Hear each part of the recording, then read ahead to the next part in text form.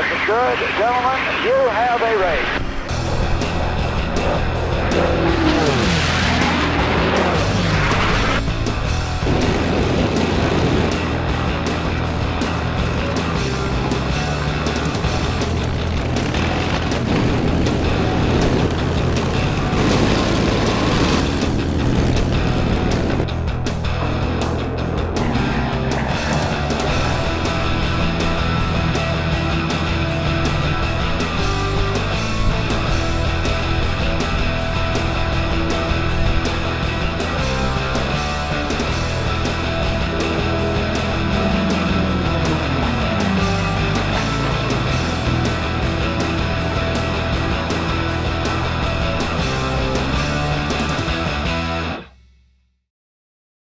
Racing. It's in our DNA as humans. We were born with the desire to be the fastest, the front runner, the first across the finish line. Our ancestors raced. They raced on foot, on horseback, in chariots, and later with automobiles, and yachts, and best of all, airplanes. Airplanes like this one. We race, and we come to watch races because we love competition. And that's what Reno and the National Championship Air Races are all about. It strikes this chord in our innermost human nature. Air racing gives us a visceral excitement like no other. You feel it the moment you enter the gate at Stead Field, hearing the throb of the big Merlin and Wright and Pratt & Whitney engines, that sound rolling like thunder across the desert. You feel it beating on your skin. And having felt that, air racing is in your blood forever. Now, the outside observer would ask, why do they put these irreplaceable vintage airplanes like this one at risk? Why would pilots flying in close proximity to each other and to the ground put themselves at risk? And more to the point, what is it about air racing that draws them and us to the high desert every autumn? The answer is, quite simply, it's the greatest aviation spectacle on Earth. There's nothing like it. And make no mistake, this is aerial combat without guns or missiles, the victor being the pilot who flies the fastest, cleanest line around the course. Air racing is not a sport for the faint-hearted. The outcome, victory or defeat, hinges on skill, courage, and fortune. This is high-stakes drama. This is the challenge that has drawn intrepid airmen and legendary airplanes to Reno for nearly half a century. And that's what brings us back here every September to watch history being made.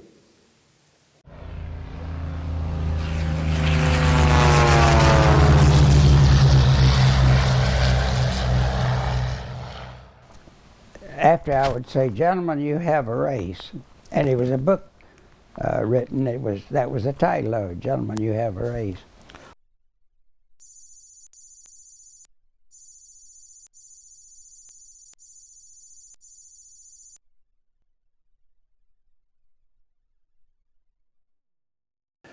We got together and Bill said, "Hey, you guys, I'm going to start air racing in Reno." I said, "Well, that's great.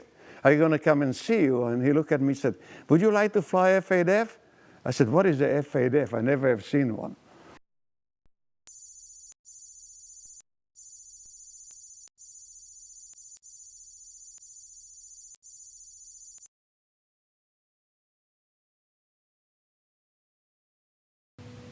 Obviously, there was a lot of preparation flying-wise. I had to have experience. You know, Tiger wasn't going to let me fly his airplane without having any Mustang time. So instead of going out on Friday nights or going to proms or whatever, I was always putting money into flying.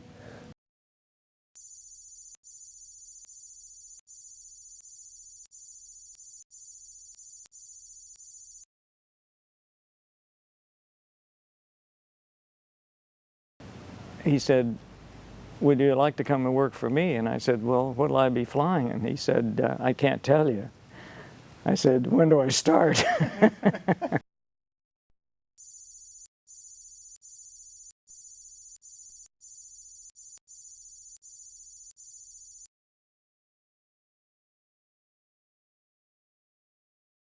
I knew I wanted to race the first time I came to the races here in 1978, and we sat out there in the grandstands in the general section because we didn't have enough money to buy a ticket in the fancy section there.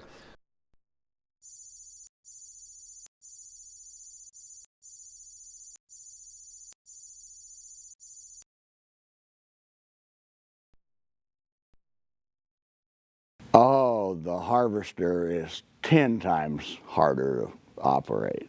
Strega is like, you know, it's a real little witch, you know, it's just lovely to fly.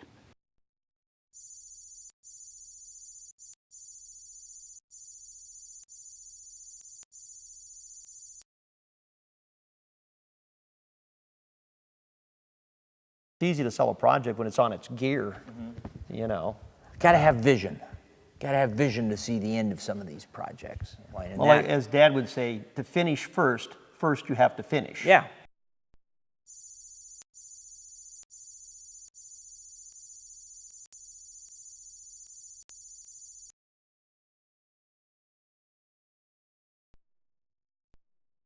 My base of choice was Edwards, and that's because where all the neat stuff was. They're kind of all my favorites. I mean, they're your favorite when you're winning.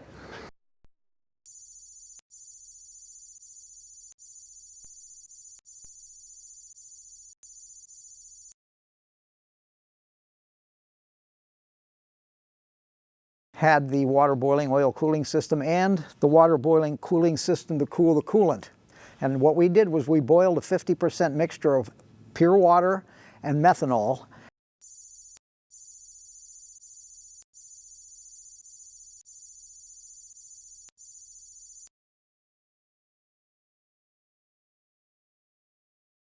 I got my first airplane ride in a staggered wing Beech. I was either 7 or 8. And boy, immediately I knew what I wanted to do in life, and that was be a pilot.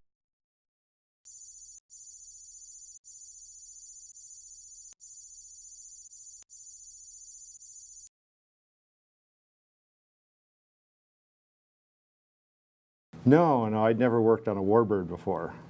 Felt, hey, they're airplanes, right? And you know, we knew airplanes, but as far as the racing and the warbirds, it took us 4 years to figure out that we had no idea what we were doing.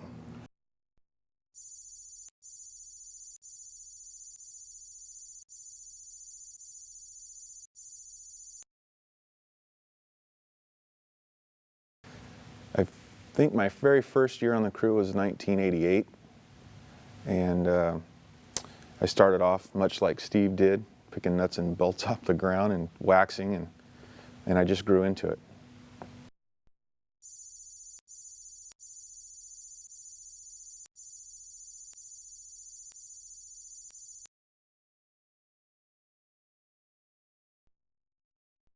Everyone is out here to make sure that these planes are flying low, flying fast, and turning left.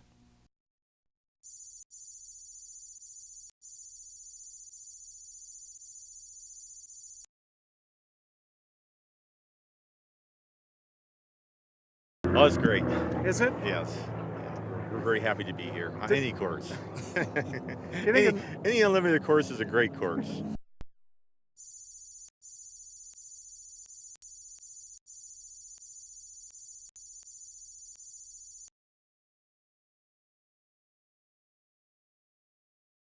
You just don't show up there for the week and drive around the race course and be successful. It takes a lot of effort and time to do it right. We were very serious about our racing. We're very competitive, but you know, if we weren't having fun, we weren't going to go. And we did have a lot of fun.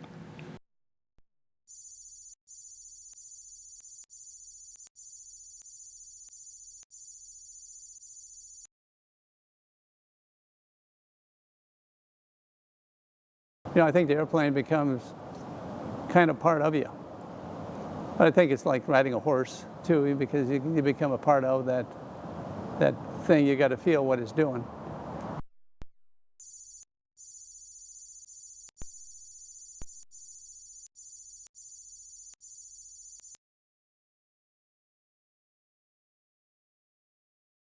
He had a brand new engine, beautiful engine. We got a propeller from somebody else, you know, and then we built the whole thing. And that was an amazing project, you know, because the end result was to race it, but the journey was building it.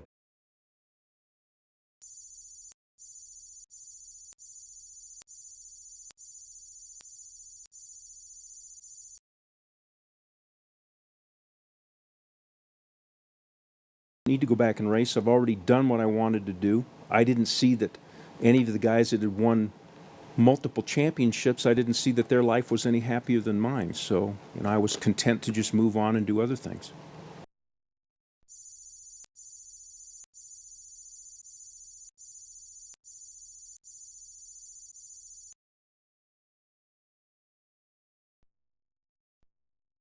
Had I ever heard of the Reno Air Races and would I possibly be interested in coming in for an interview, my heart dropped. I was ecstatic, jumping up and down. Couldn't believe that I actually got the phone call. And when I came in and interviewed with the board and with Mike Houghton, it was just a great fit. I mean, there's nothing like AV fuel in the morning out on the ramp.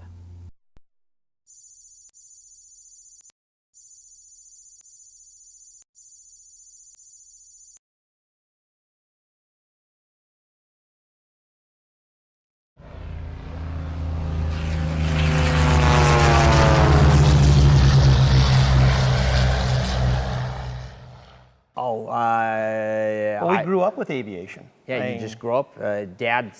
Mom says you're going with your dad on Saturday to the airport, and you go kicking and screaming, or you go happily. It's kind of your choice, but you are going to the airport.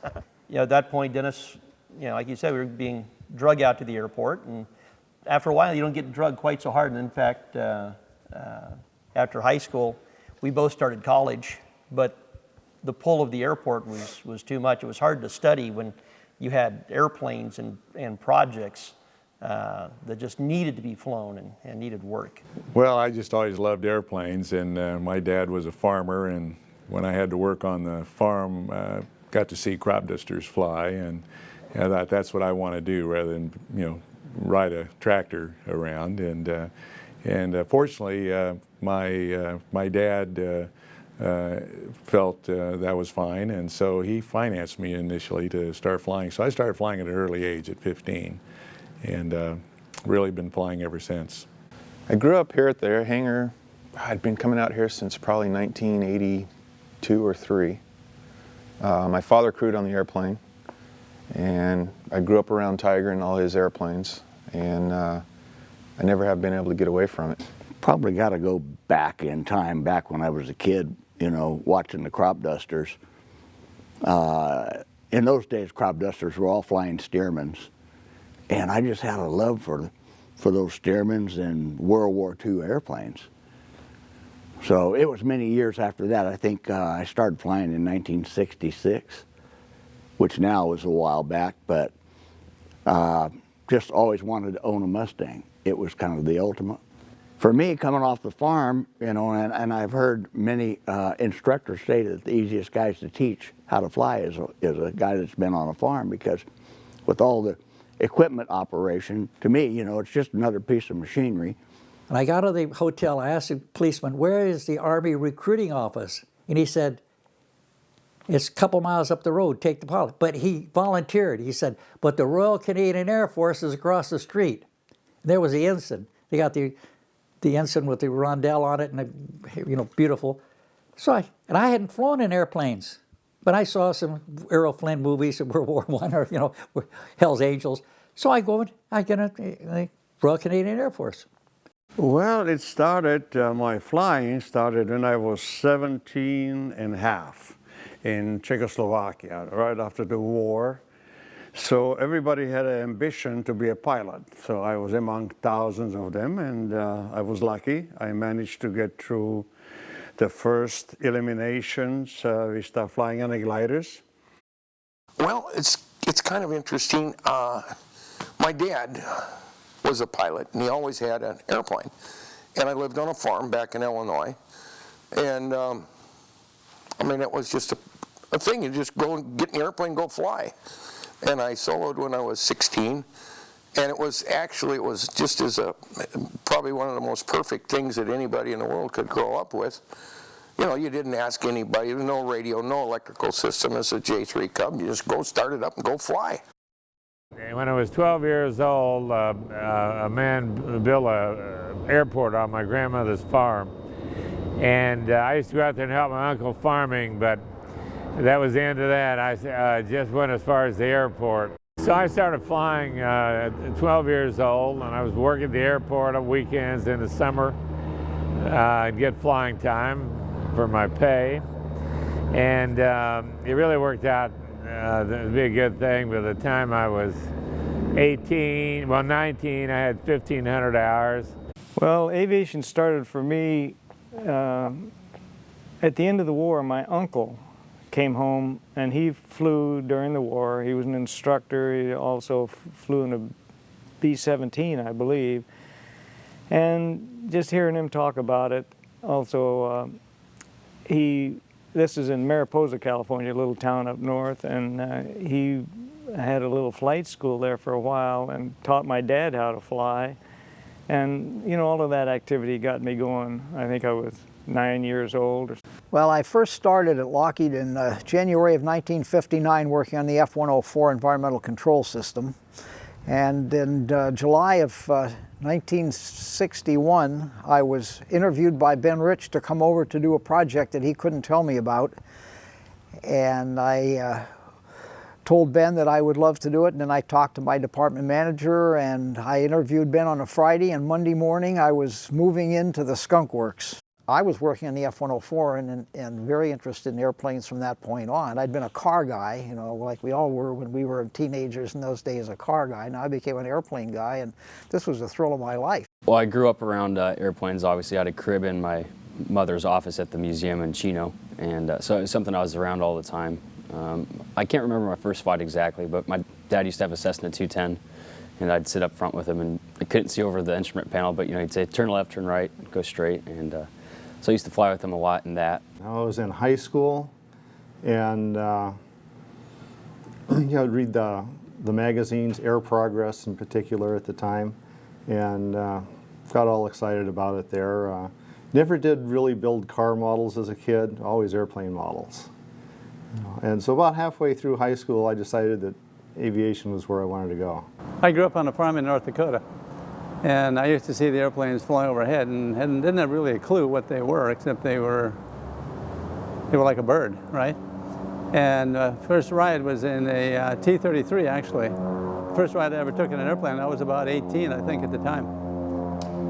And anyway, we took off, and when we got up, and the colonel tells me we're going to land in this little spot down there. I look down and I see a little bitty strip like that.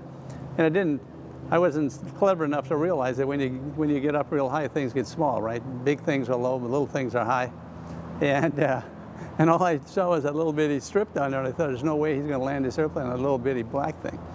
But of course it got bigger when we descended.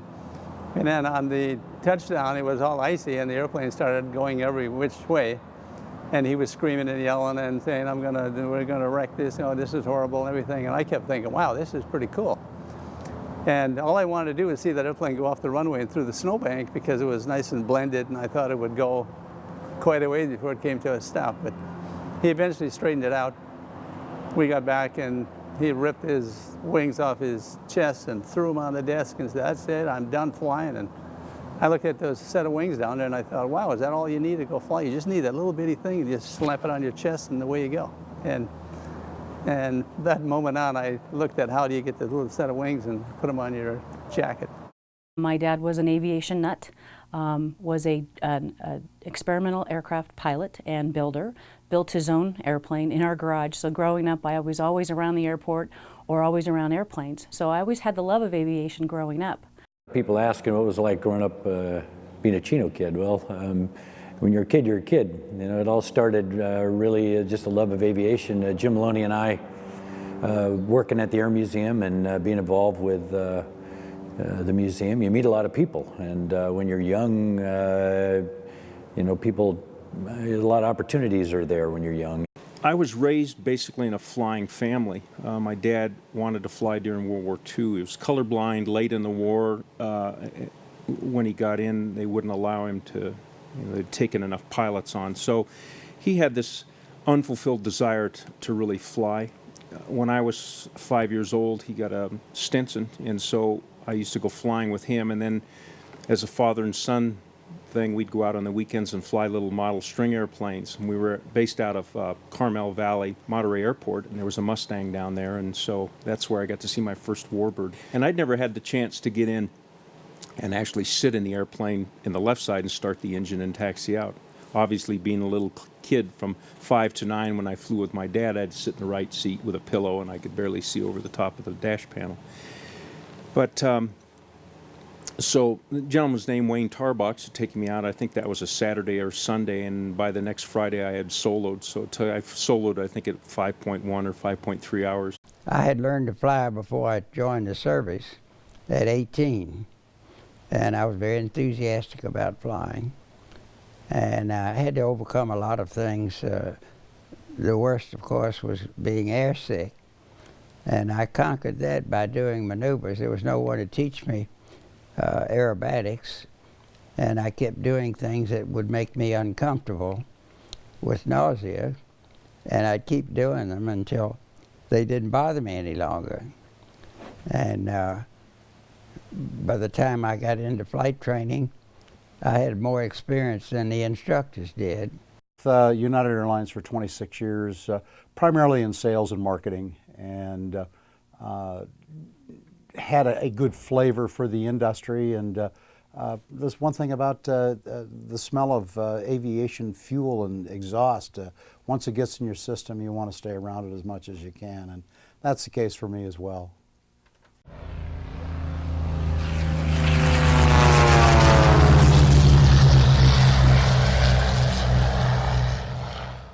There wasn't an airport there. I think Bill was always involved in aviation, Reno-Stead, and he had a landing strip up there, but it wasn't a runway, it was just a road. So Bill called back hydroplane friends, and who was the big guy behind it was George Moxkey. And George was the guy, always there was any problems, everybody called on George. So Bill said, George, come here, you got to build a runway.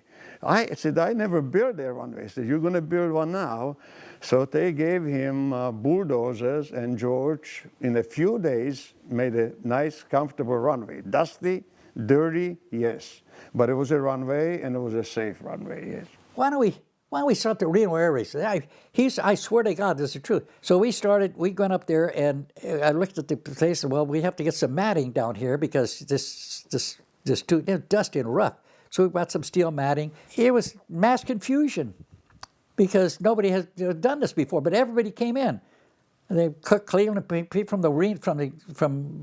every aviator guy involved in air racing was there, and boat racing, car racing. Dan Gurney was there. A lot of people were there, and the governor was there. Well, I had to take care of everybody. I was led to the air races by a good friend who said they were looking for a marketing and public relations person, and lo and behold, I got a phone call and was ecstatic about that, and my love of aviation is now back, and I'm here putting on the races and enjoying every minute of it. I knew I wanted to race the first time I came to the races here in 1978, and we sat out there in the grandstands in the general section because we didn't have enough money to buy a ticket in the fancy section there.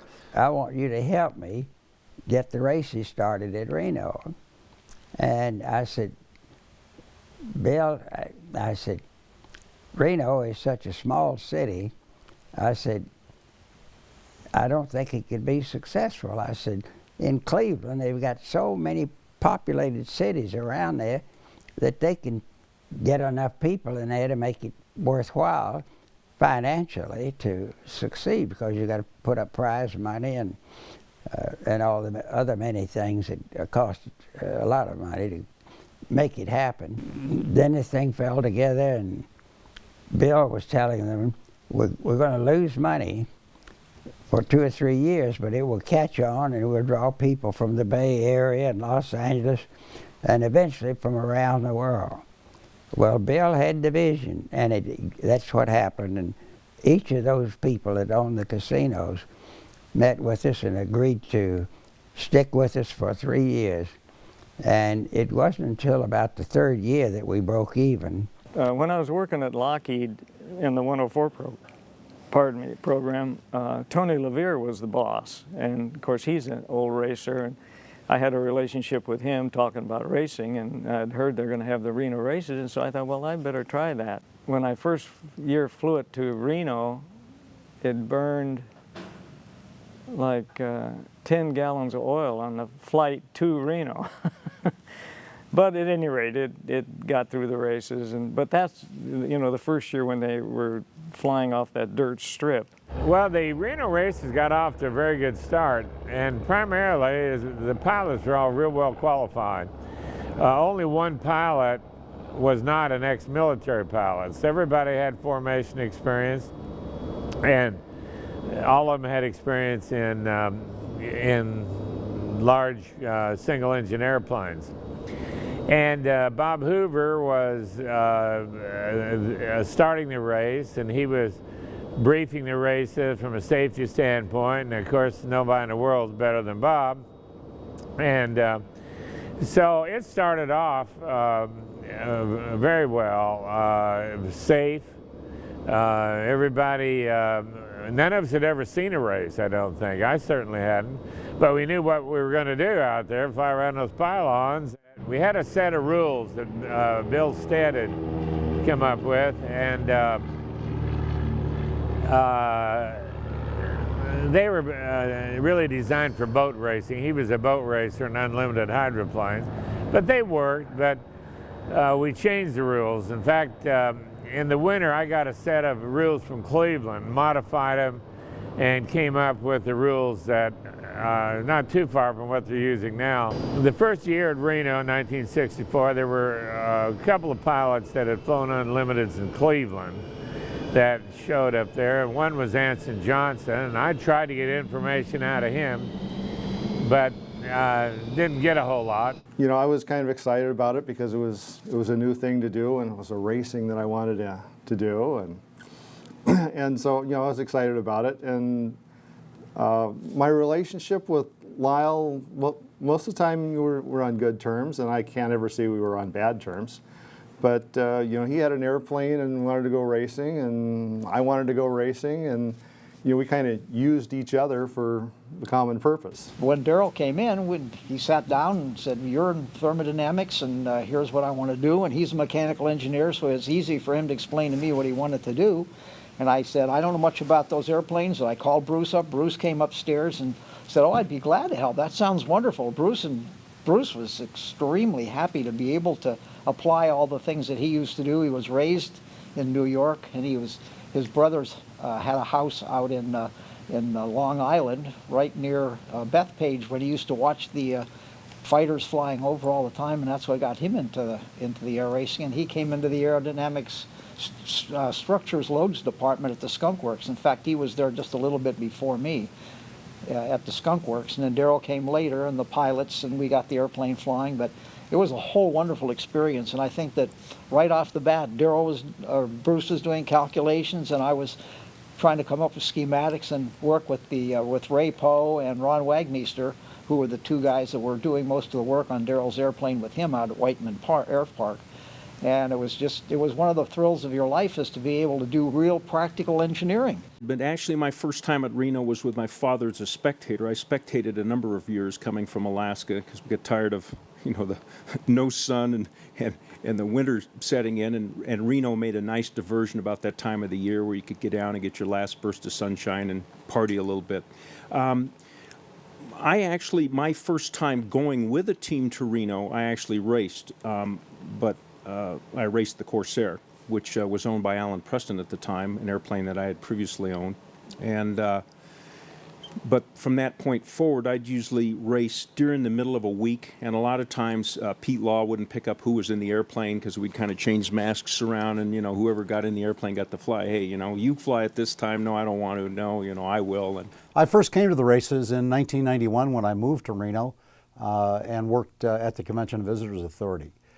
It was an exciting event. In fact, it was a rather awesome experience, since I recall back in 1964 when I was in the airline industry when the air races started here in Reno. And I thought, what a great event. I'd love to get out and get to it someday. And so in 1991 I did come out to the races for the first time and experienced it and was awestruck and amazed by everything that went on out here. And lo and behold, who would ever have dreamed that I'd have the great job that I do now as the president and CEO of the air races. And the racing thing, I went to it quite a bit when I was younger. My dad was racing Tsunami around the time I was born for a few years, and the museum campaigned the Super Corsair through 1994. So I was around the races quite a bit when I was younger, but I didn't really get bit by the racing bug, I suppose, until I was in about high school. I'd gone through my parents' attic and found a bunch of my dad's air race memorabilia, you might call it. A bunch of pictures of the Red Baron and the Super Corsair and Tsunami. And I plastered my walls with all that kind of stuff. And I met Tiger in 2003 at the air races. And that particular year, actually the year before in 2002, I remember I was helping my dad out on the Pace Jet, and we were doing the gold lineup, and we walked down, saying good luck to each of the race pilots. And Strega was down there at the end of the line. And that airplane, there's something about this airplane behind me, just the way it looks fast. It's the best looking one out there, in my opinion. 80 and 81 with Manjapan, that was Tiger's stock airplane. And what we did the first year, we went up there and we were fortunate enough to win the silver with it. Didn't know what we were doing, but had a lot of fun. Won the silver and decided, hey, boy, we got to move up to the gold. And so we did it in increments. The next year, we had the engine package in Manjapan. So we had a gold racer with the engine, but a relatively stock airframe. So we did well, but I think we ran in the middle of the pack, in the gold race. But we felt we had that engine package. So when Dago came along, we didn't have to mess with that engine package. We had tested it, so we put it in, and then was able to win with Dago. Well, I got checked out on the P-51 as a pilot. Let's see, I think that was in '71, and of course when and in '72 I'd been flying Leroy Penhal's Mustang, and had made friends with a lot of different people in the racing business, and like I say, when you're a kid, you kind of people take notice, when we were there with Leroy with his Mustang, of course, we just, Jim and I both were really excited, and never really thinking where it would take us, but all we wanted to do was fly, and we wanted to work on these planes, and we wanted to be around this environment, and kind of it felt good we did it. That's kind of was our motto, I guess. And anyway, I got to Reno, and funny thing is that next morning I'm standing by the airplane out on the ramp. I'd never been to Reno before, and Phil Barber comes out there from the Reno paper, and he comes over to me and looks at me. So you're going to fly Jeannie? We're sitting beside Jeannie, and Zusha was working on the motor at the time. He says, "You're going to fly Jeannie?" And I said, "Yeah." He said, "So you ever raced at Reno before?" I said, "No, huh?" He says, "How much time do you have on that airplane?" I said, "I flew it up here." And he said, "So you like a half an hour?" And I said, "Yeah, something like that." And then he says, "Can I ask you a question?" And I thought, well, here we go. This is the big one. And I'd been around other kinds of airplanes, right? And people always want to know the answer to a question, and usually it's, what's the min range of an AIM-9, or what's the bore side shot of an AIM-7, or how do you shoot somebody down? Usually is the question, right?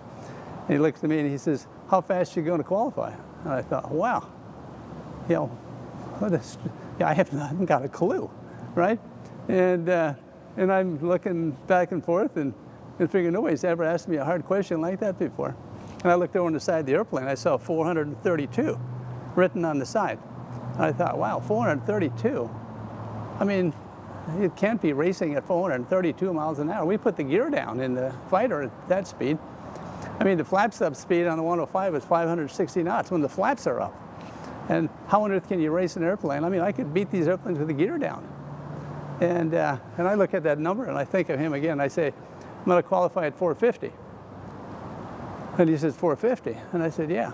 And he says, you haven't been here ever before, have you? I said, no. And he says, you know what this is? And it's a timesheet. And I look, he hands me the timesheet. And he says, you know what that is? And I said, no.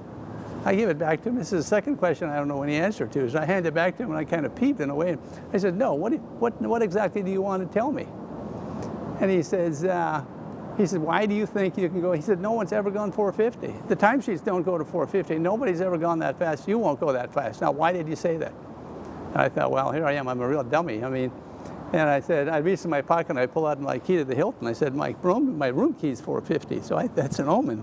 You know, I'm going to go 450. And then he turns around just laughing and goes over and talks to Zushel. And after that, Dave comes over and he says, well, you got your name in the paper as the biggest doofus on the ramp. And I called Dave and I said, well, I'm going to call my guys at Lockheed and we're going to make that airplane go 450. And he says, well, go ahead, just don't bother me, you know. So I called the Skunk Works guys up and talked to them and gave them the, you know, the temperatures and the specs and everything else. And the next day we went to qualify and Dave says, so how much power did I said, the Skunk Works guys told me that the airplane will go 450. And he says, so what kind of power do you got to pull to get 450 out of it? And I said, well, have to be 105 inches and 3450 on the RPM. And he says, yeah, the airplane will never go 450 that power setting. He says, we ran 120 inches last year, it only went 430, so you can, 105 inches, go ahead, have at it. And he said, it'll get us in the race. And so anyway, went out there and set the power at 105 and 3450, and it went 450.018. And came back, landed, and then Dave walks up to me, and he's just blown away. And then Phil Barber comes over to me later, and he says, well, why did it go 450? And I said, well, because the engineer said it would. And he said, so what does that make you think about the engineers? And I said, well, it makes me think the same thing. You know, they're always a little bit off. I had been crewing for the air race guys. I crewed for Gary Meerman's in the T6 class. And well, you can go back farther than that. Go back to 68 when our dad first took us to Reno in 1968. Yeah, we were just kids. 9 and 10 years old. And I think we were in the back of the 912 Porsche. Yeah, the blue 912 that's still parked in the parking lot today. Yeah, still there. So Dad took us to the air races. We watched Daryl Greenemeyer and all had to sneak us into the pits because, you know, in that day and age, kids weren't allowed in the pits. Kids weren't allowed in the pits. And one of my favorite stories is Dennis and I and a friend of ours actually got kicked into the pits at Reno. And we had gone up there, and Mom and Dad dropped us off at the gate down by the Lear gate. And we were armed with red rags. Dad always said, if somebody looks like they're going to challenge you, just take the red rag, walk over to any airplane, and start wiping oil off. And they'll just figure you're part of the team, and they'll leave you alone.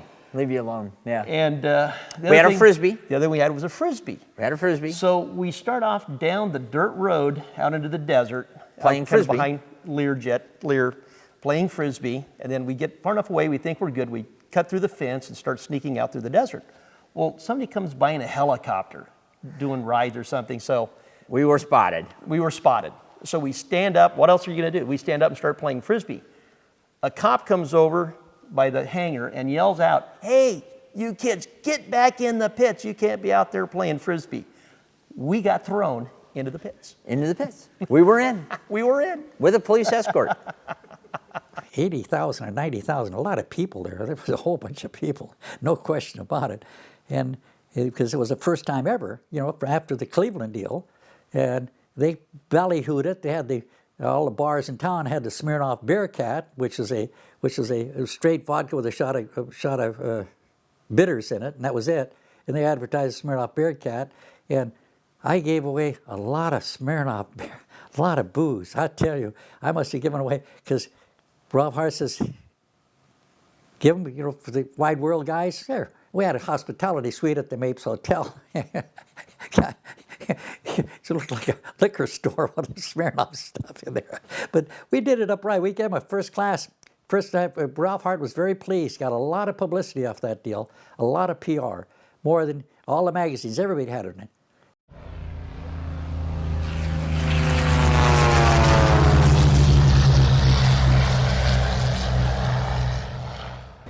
But in January 1964, I was flying with United and had a layover in Reno.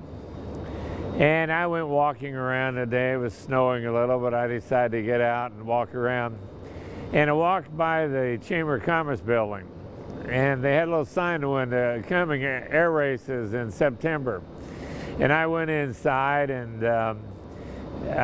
Bill Stead happened to be in there that day. And I shook hands with him and met him. He's the person that started it. And so I got information on it and came back, and the next day I was over at Al Paulson's office, and I told him we're going to have an air race. I said, why don't we get a P-51 and your company sponsor me? Well, I was always excited about it, you know, reading about it in the magazines. And then, you know, I got a job here in Van Nuys, and there was this old abandoned Bearcat over in the corner. And I thought, well, hey, you know, just talk to my buddy, you know, we're just BSing each other, and says, hey, we should get that Bearcat and put an engine on it and go racing.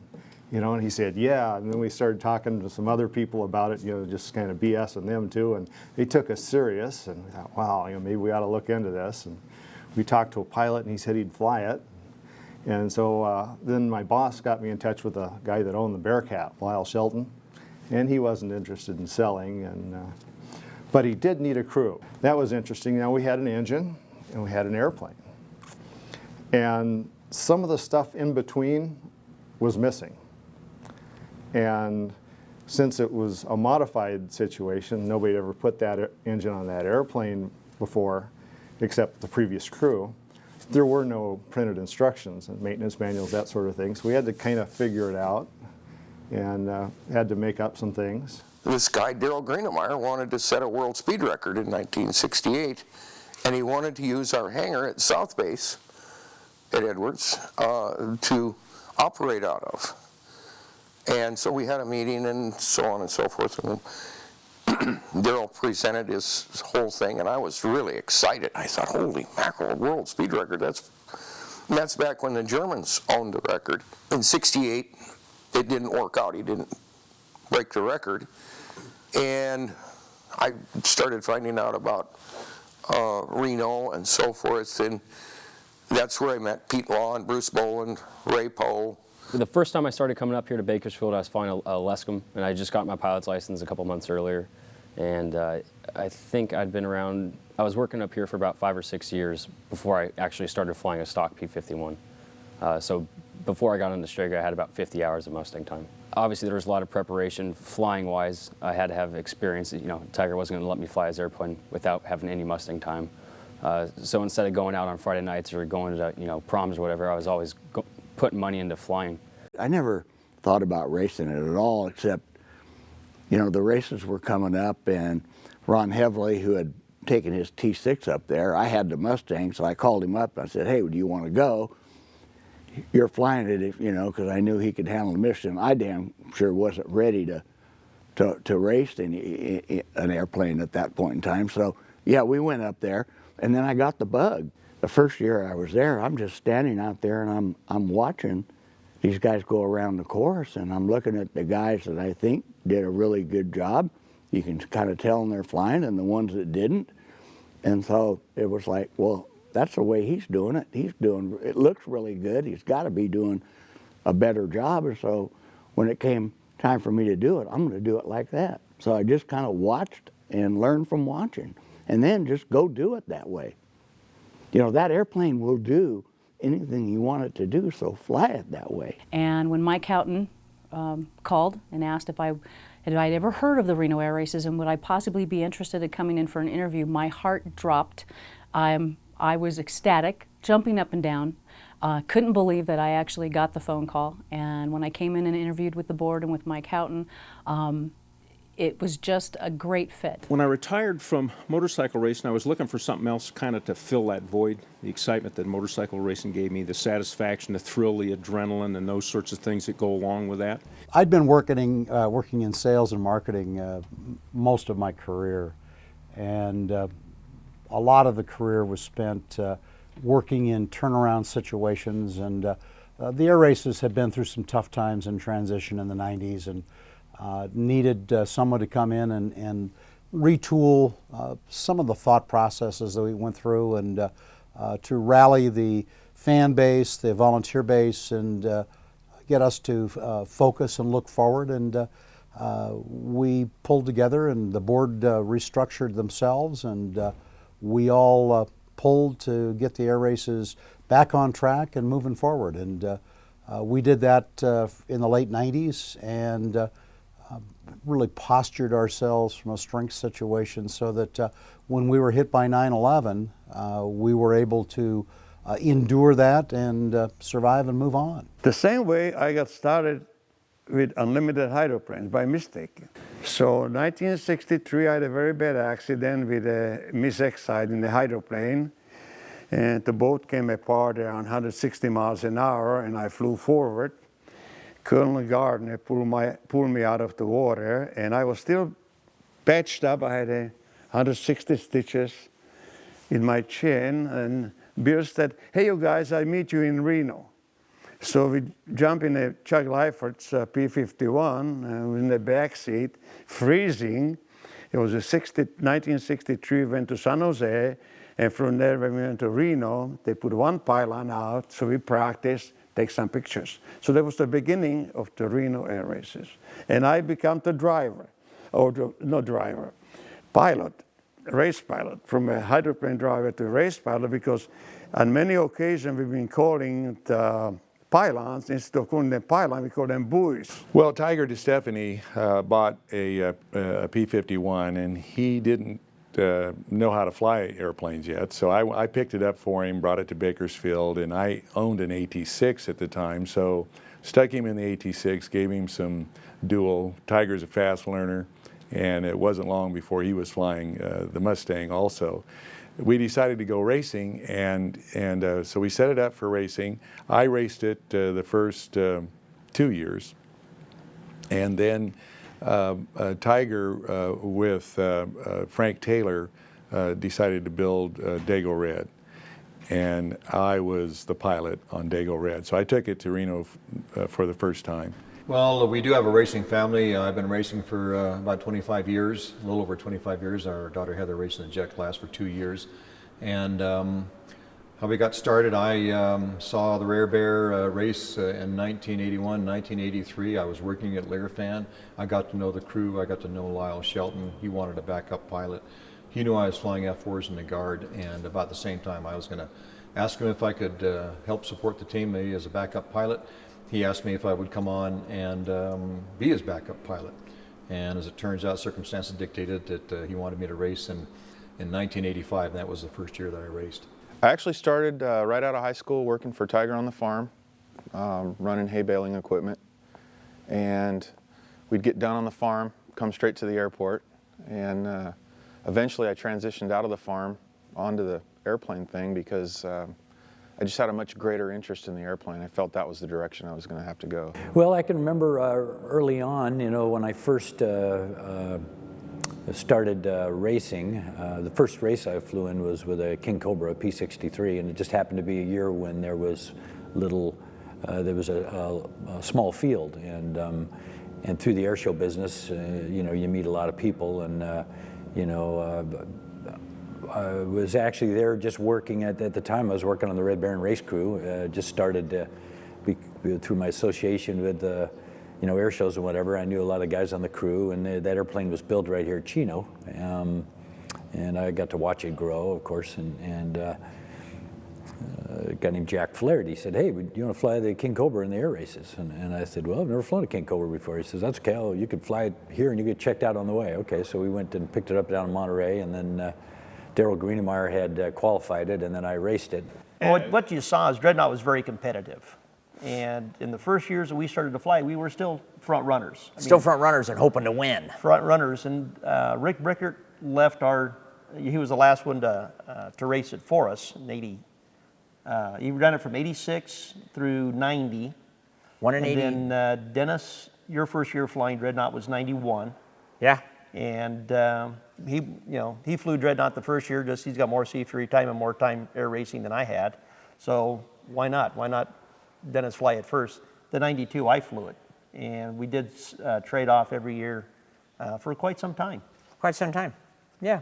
Well, it was our first year out with the airplane, and we actually built it. What's that old quote? If you don't want to be out front, you want to be way out front.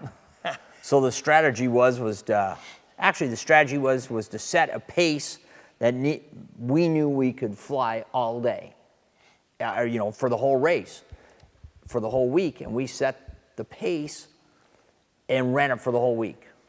And didn't break the airplane. And as Dad would say, to finish first you have to finish. Yeah. And that's always been the adage on Dreadnought. Yeah, it was a max effort, and amazingly enough, we won it that year. And that was as much a surprise to us as it was everybody else. Yeah. You go up there with the intent to win, but to have accomplished that the first time out of the box was really something. I had a sponsor, and lined up, and I went into the management at North American, and they said, we think that's too risky, and we can't afford to risk losing you, so we're just going to tell you that you can't actually race. Oh, I would get down on that course, and I'd go around the pylons.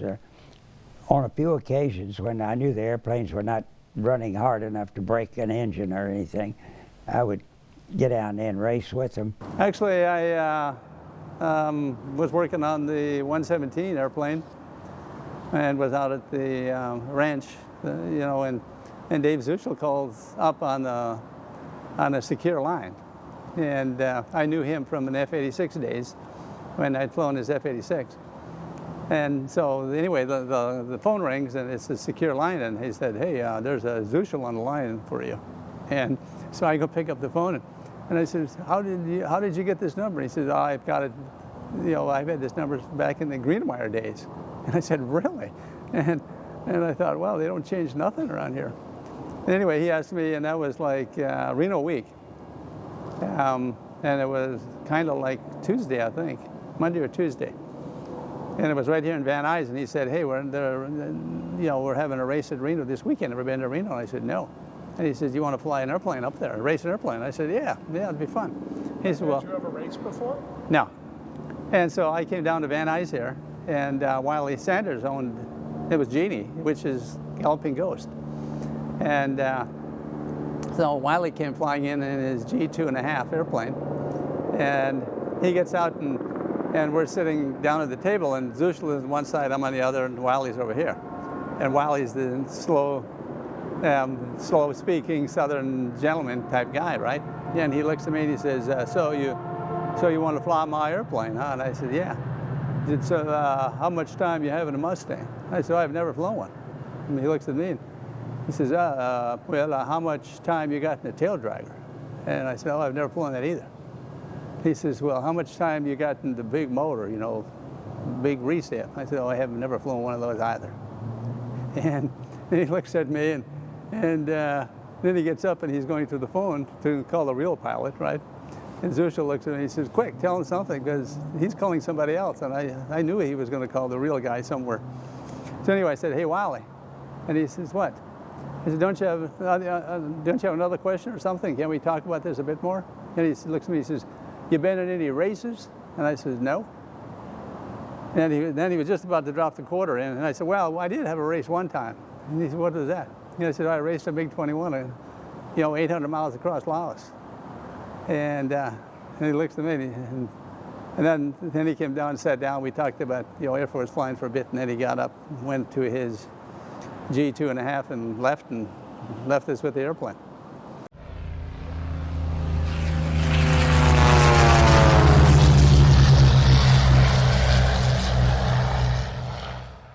The pilots are very unique. Each of them have great personalities. Each of them have stories to tell, which are great for the fans. The fans can go up and talk to them one-on-one and talk to the crews and get their experiences. I love promoting the airplanes. The most beautiful aircraft in the world are Unlimiteds. I have to admit, they are my favorite. And Dwight called me on the phone, and he said, "What are you going to do?" And I says, "Yeah, I don't know." I mean, I was out of money. And he says, "Come on over, we'll take care of you for a while. We got this roto finish airplane." And I left Merced, California with $35 in my pocket and an old car that was all beat up and everything I owned in the trunk. Went to Dwight's house, excuse me, and Dwight had just recently been married to Rose. And they took me in, had dinner for me waiting when I got there, and kept me in air racing. And I went with Dwight and Jim Larson and Jack Hovey to Reno in '72, and we won. But truly, Reno was about, for me, was about the friendship and the people, and the dedication that that crew and all the crews I've been fortunate enough to work with, the hard work and the effort that they put in to making that work. You know, as a pilot, the airplane and the pilot get all the accolades, but in truth, you know, the crew are the one that stand there and, you know, and in the background and aren't always acknowledged. But if it wasn't for those great guys, you know, and the effort that they put in, we'd never be out there racing. And you know, I know that most of the pilots feel that. I don't know if they all acknowledge that, but you know, hey guys, it was all up to you. You did it for me. You know, I just was the leading edge of the spear. You want to talk some? Yeah, I mean, I'll talk about Neil Anderson. Neil was F-16 guy, friend of my dad's from test pilot school, the F-16. We had smoke generators on the F-16, and Dad didn't think he wanted to fly it himself and race it. Brian and I were both, you know, young aviators at that point. And so we just didn't have what we thought was the required experience. So I started looking around for who to fly.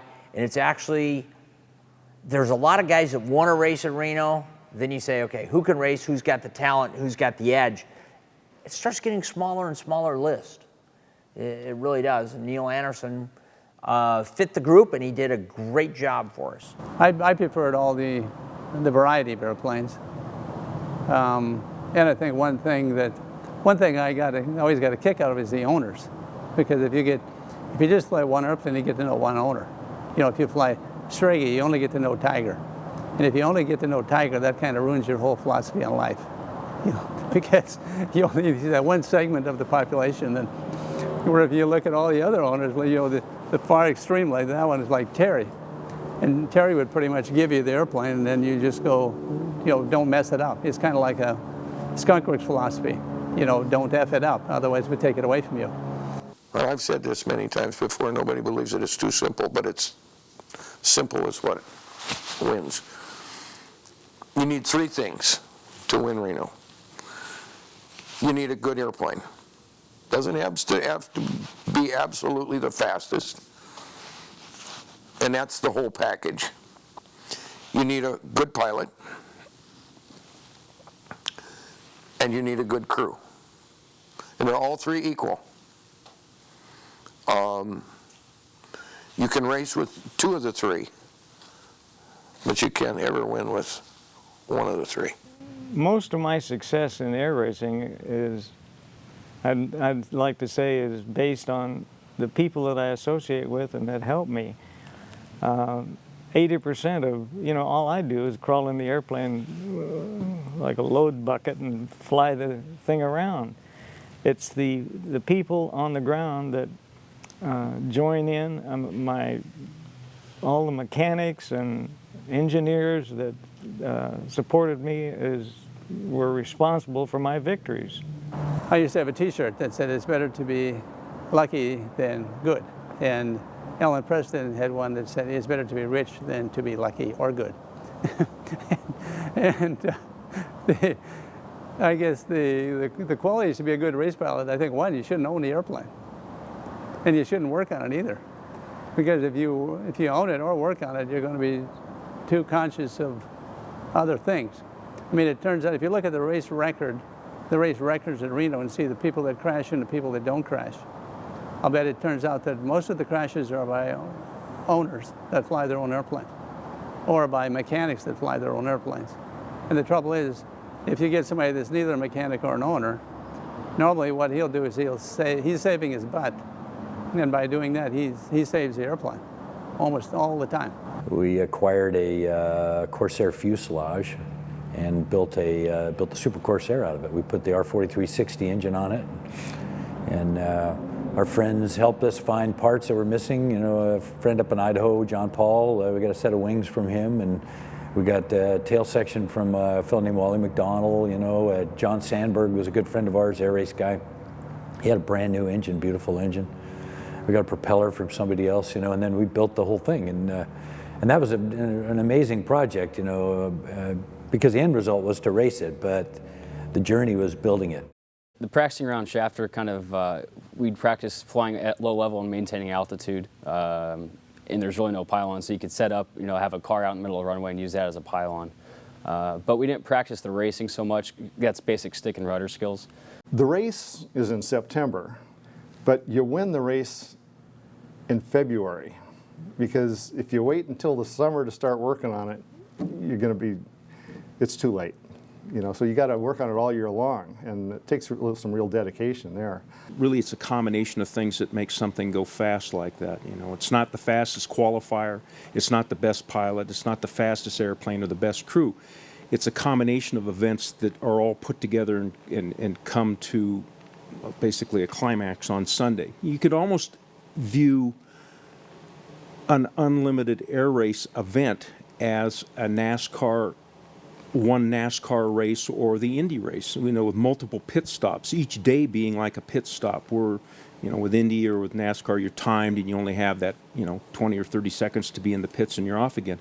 With Reno, we have that 18-hour period or window when we land the airplane to basically do what a pit crew would do. The first few years, the Bearcats were winning the races, primarily Dale Greenemeyer, who had a really fast airplane that he'd really modified, and he was winning almost every race. And in 1970, I had the second fastest plane, which is my P-51. And Daryl's landing gear didn't come up all the way, and he had to fly at much slower speed. And so I had the second fastest plane, and I won the race. I was a half lap ahead of the second place airplane, another P-51. And so the P-51, all of a sudden, it gave it a little more stature in the races. And then, as you know, since then, P-51s have probably won it more times than any other airplane. But the Bearcat's still a contender, I'll tell you that. Ron Hevley, my big memory on that is, you know, Ron's kind of a tall guy, and, you know, it's got a cut down canopy, and he got in and rolled the canopy closed. And, you know, it was like this, and it's like, yeah, it fits. Skip is considered one of the best that ever ran there, and look at all the ones he blew up. You don't know one year to the next. Look at the number of times Tiger didn't win. I mean,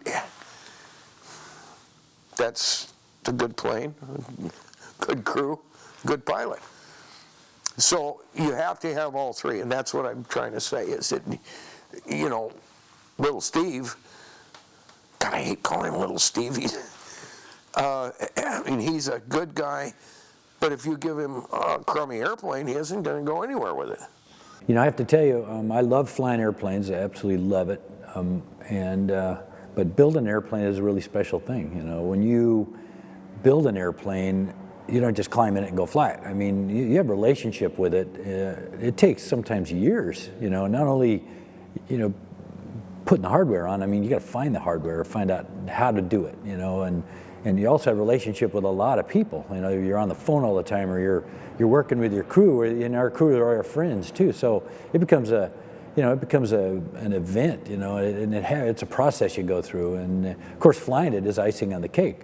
You're dealing with some highly competitive individuals at all levels at the air races, whether they happen to be the competitive driven nature of a lot of our unlimited racing pilots, or any of our race pilots for that matter. I think we got a lot of driven fans out there that are as committed and focused and driven on being a part of this event as are any of the race teams, the crews, or the pilots. We've got a very focused group of people that gather together once a year to celebrate the great history of air racing. Trying to set a world speed record that the entire German economy had been working on all through the 38, 39 era to try to set a world speed record, and they had all the top engineers and money and everything you could want. And here we were, a bunch of kids fresh out of school and a good pilot, and Darrell helped us make it all work. It was just a wonderful experience. One of the things about the Rare Bear Air Racing team that really helped get that airplane an aura as a crowd favorite and get it a cult following, if you will, was that for so many years the airplane was financed privately from the owner's funds. A little bit of sponsorship here and there, but there have been some really tight years financially for us, and we came out here and raced on a shoestring. When Rick Bricker came on board, Rick's organizational skills, his people skills, he pulled everything together. And the year before, we had 8 guys, and we worked our ass off to turn the airplane, okay? And I don't know what changed. Actually, I can tell you, Rick at my house, and we're sitting down there, and Rick goes, okay, well, we're gonna get teams of guys. These 2 guys are the screen guys, these 2 guys are the exhaust guys, these 2 guys are water and service, these 2 are an airframe. And everybody, when you're done with your job, you back up the next group, and everybody's a cleaner. Well, and we turned the airplane in a couple hours. Now, that's one of the great secrets of air racing. There is no secret. It's all published. You just got to find the publications. There was a lot of work that NACA did during the war that covers pretty much everything you need to know. So you had to do your research. You had to apply the research. You had to get it done before you got to Reno. You know, because if you're still building it on the ramp, it just doesn't work. You know, we tried that enough times, it just doesn't work. You have to be finished before you leave for Reno.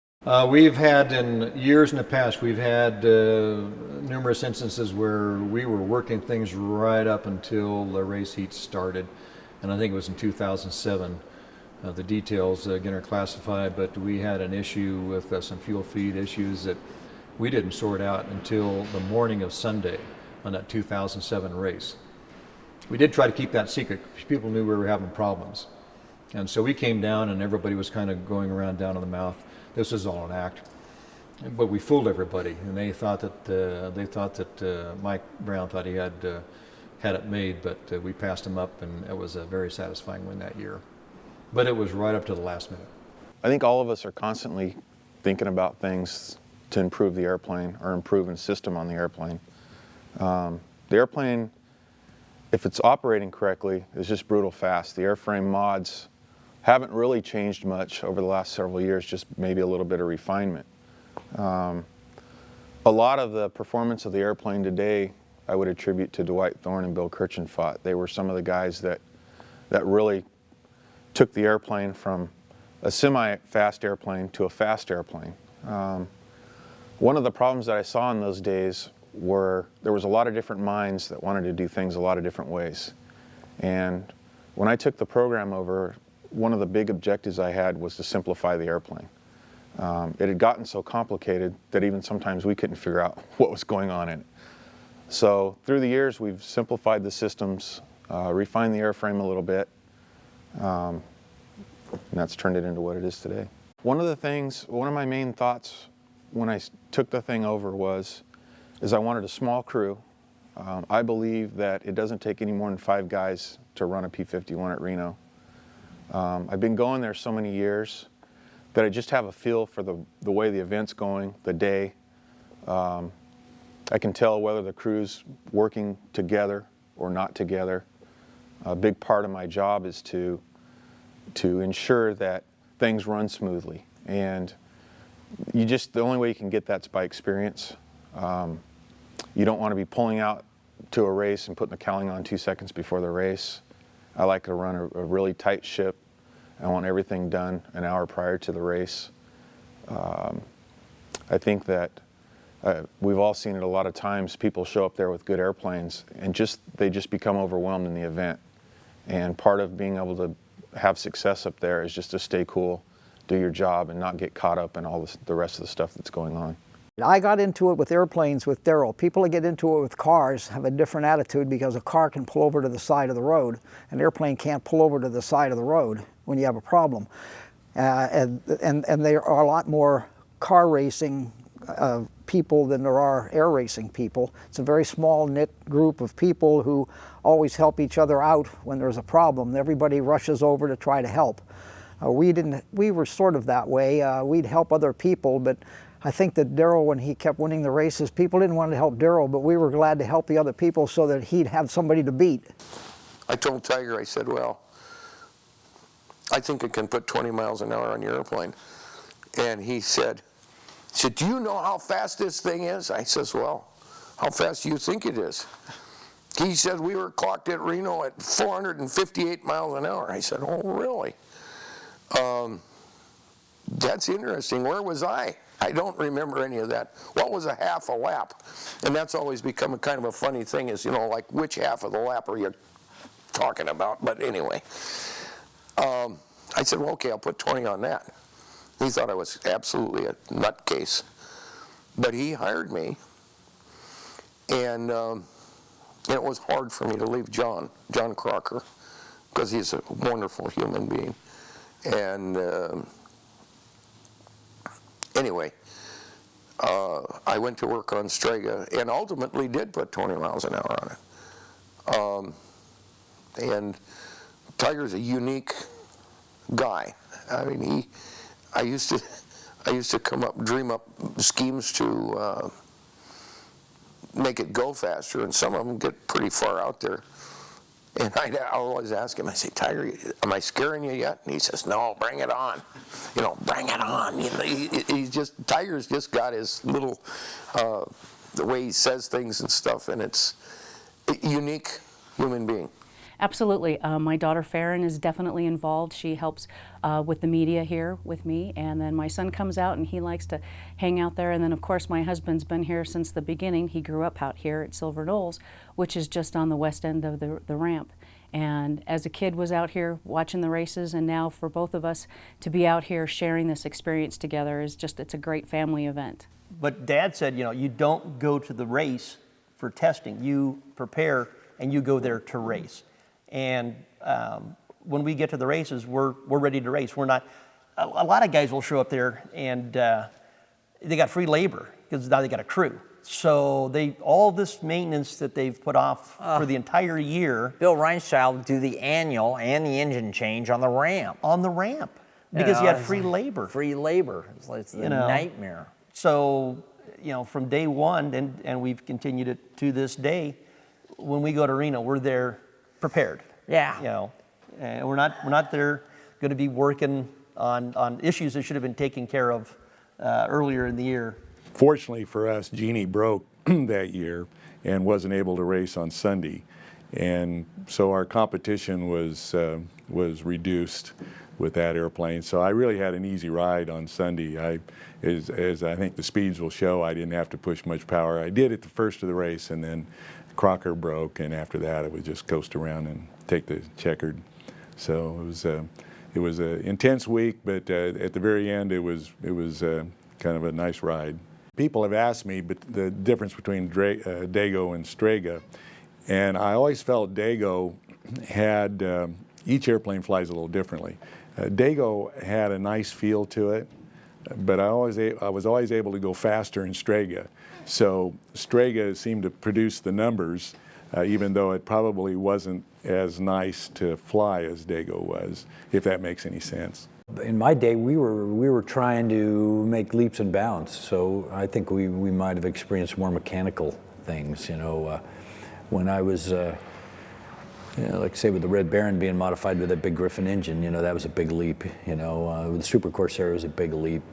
You know, for instance, Strega and Dago Red went through years of blowing up engines and trying to find a combination of things. You know, it wasn't until, you know, Dwight Thorne, Mike Nixon, those kind of guys had enough failures and enough, you know, opportunities to make some changes so that all of a sudden that little engine made all the power it needed to drag that airframe around. And the excitement of the event, the satisfaction of working with the best racing team that in my mind, that's been involved in unlimited air racing in the history of the sport. These guys are the best. All you have to do is come around the pits during the race, or if you can find your way out here to Reno-Stead during the interim during the year, and come and see just how dedicated these guys are. They come from all points in the United States, and they pay their way to get here. They're volunteers, and incredible talents, incredible dedication, and incredible enthusiasm, and they're the real reason why the Rare Bear goes out there and wins. Stuart and I, we just climb an airplane, fly around in circles. Doing it in 8 consecutive years, there's a lot of luck that goes into that. The equipment has to be consistent throughout all those years, which it has been so far for us. You know, you got to keep the group of people behind the airplane, the crew. Just because the airplane's there doesn't mean that the win will happen. The people that put the product up really ensure the win. So you have to keep the core group together. But the 8 wins isn't necessarily a goal of mine at all. I think that belongs to Tiger. It's a testament of his 30+ years being at Reno campaigning the airplane. Like I said, the lap times are more of a personal challenge for me because it really reflects on your flying. And then as a group, we'd like to go for a speed record. We believe that we're campaigning the fastest propeller-driven airplane in the world. So if we were able to go after that speed record, that would be a big success. It's taken a while to really perfect that engine, but we've got it really dialed the way we like it. It runs really great. We've done a lot of stuff in there that I think Dwight Thorne would be amazed that we've done. And proud of. Yeah, you know, I mean, we've just taken it to the next level, and as you can tell, it's working really good. And I just really feel sorry for all those boys that show up, because when we show up, it's like, if we run, we're going to win.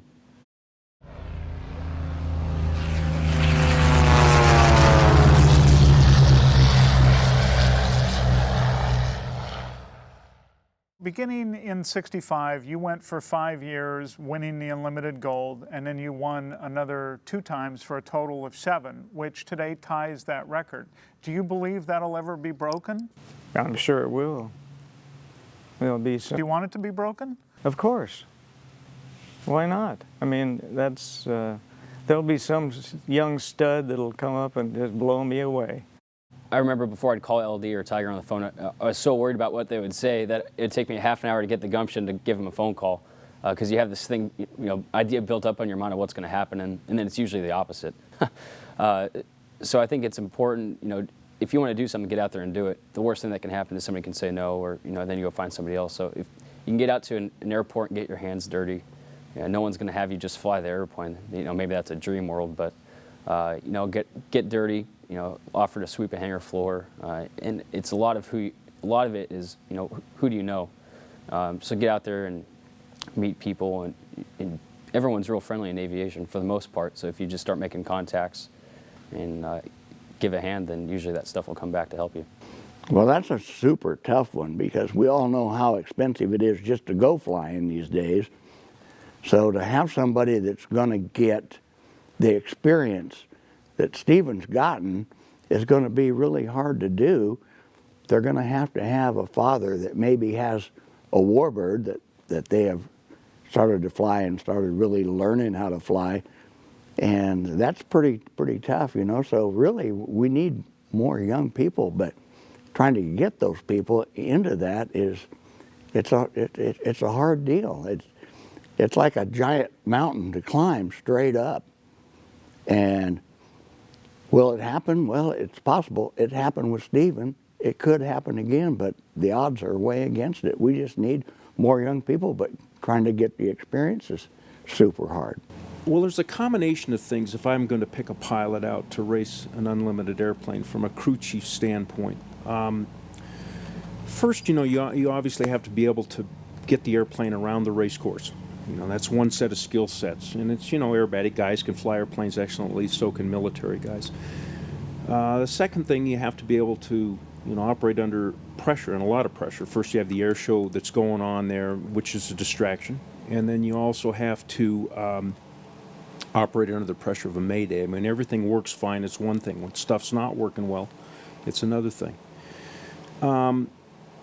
Your ability to analyze the airplane as you're racing it and to disseminate, and we've talked about this earlier, but to disseminate the information that you're gathering as you're racing and bring that back in and, tell the crew, hey, the airplane's not right. There's something wrong. It's running sideways all the time. There's a funny vibration. I can't put my finger on it, and to be able then, if you have a good enough crew chief that you can talk with, he can expand that out and say, well, it could be the gearbox, it could be the superchargers, and something's going on with this or that, or it's just plugs. But, as the pilot, if you can analyze the airplane well enough and then work with the crew, and then kind of to bond with your crew in such a way, because there's a lot of times you have to ask them to do things that are just beyond the normal scope of what the average guy is even capable of doing, working 24-hour shifts continuously to get you back out there. And so I think those are the, and that's was that way in the old days, and it's that way today. So that part of racing with an unlimited pilot really hasn't changed. And the better you are doing that, the better your chances are at winning. Fly smooth. None of this jerking around. Fly, make a smooth route and stick with it. And of course, it's, you have to pass on the outside. And it's interesting because a couple of years ago, there was a gal, her sponsor came to me and said, what kind of advice can you tell her? And she was flying, up high. I said, well, get down, and there's a strong competitor of hers that was always flying down low. I said, get right on his wing, just right there. And then when you pass, and she apparently had the speed, but she was flying up here with extra speed, but she was flying a longer course. So that's the key, is they don't always like you nowadays to fly at pylon height, but the rule says you can. Well, I don't know if it was used, but my advice was to try to just keep it as safe as you can. Don't operate beyond your own capabilities. Don't operate beyond the capabilities of the airplane. Keep your head out. Try to keep your situation awareness of where you are, where the other airplanes are, and relative to the course. And don't do anything that's that is patently unsafe. Safety is the biggest key issue out there on a race course. Assuming the job of pace plane pilot and safety pilot was, Bob always led by example, and really didn't get a lot of tips verbally from Bob, but I flew his wing a lot, flying and racing and all the races wherever we went. Area 51 is adjacent to a gunnery range that Nellis Air Force Base uses for training. And one day I was up there and a couple airplanes, an airplane had an emergency in the gunnery range and landed at Area 51. And the wingman was going to go back to Nellis, and they got on the radio and said, no, we want you to land here too. And so he landed and taxied up, and about this time I walked down to base operation to meet these guys, and one of them was a student from Australia, I believe. And so security got in there and, listen, you guys, you didn't see anything here when you landed. And the Australian said, are you kidding me? This is the most exciting thing I've ever seen. I can't wait to tell the guys back home. And security went, and I assume they worked it out because they didn't shoot him. No, I still can't say anything. My secret Pete thing came around in the old days, but when Dave Zuchel was working on P-51 engines for some of the airplanes that came after Darrell's, and somehow, since I wasn't allowed to talk about what I worked on, neither could Bruce. He decided he was going to call me Secret Pete. And of course, it hasn't happened for a long time because I'm just known as Pete these days, not Secret Pete. But it is kind of interesting to have somebody name you that, and all of a sudden people start calling you that. I really started learning more when I started working on Strega. At the museum, you know, there's a totem pole, and then usually I was walking around with a cardboard box picking up loose hardware on the ground. When I came up here with Strega, we had a small crew, we still have a small crew, so everyone kind of carries their own weight. And after the first year, LD was, when I was working around him, he kind of taught me a lot. And the more I was around him with the airplane, the more I learned basic Mustang things like rigging a landing gear or hydraulic systems. And then we went deeper into the race components and, you know, what makes it tick. So I did attribute more of my mechanical mind as far as this airplane goes to working around LD. He's been around the airplane for over 25 years and he knows it inside and out. To watch him grow and be inspired to do this, and to, you know, nobody held his hand at all doing this from day one. You know, we never made it, we opened a lot of doors as we can, and but he made his own deals and did his own deal, and really, really proud of him. It was a really special moment. I didn't have a lot of experience, obviously, on the race course. I raced the stock Mustang in 2008, and so going into Strega racing it, I didn't have the experience on the course, but the wealth of knowledge that came from Tiger and LD, you know, can't be overlooked. For the prior year and a half to winning in 2009, I was flying the airplane up here quite often, and we'd, you know, brief a flight and talk about different components of it, and go out and fly, come back and then critique it. And I was able, you know, to do that several times, practicing maydays all the time, and being able to sit around a table with Tiger and, you know, how do you handle this mayday or that mayday. The knowledge, I think, is where I made up for the lack of experience. And my dad was supportive. He's interesting when it comes to that. He's not very vocal. He won't say this is how you should do it or this is my advice. He always kind of thought you should do it for yourself and learn from your own mistakes, see what works for you. So he was supportive of it, but he didn't, you know, give me a wealth of advice, which was kind of interesting. I was leaning on him for a lot of that, but most of my what I learned came from Tiger. Well, I really haven't. I don't know, you know, I don't think he's a natural. I mean, I don't even know if he knows what he's doing. No, I'm just kidding.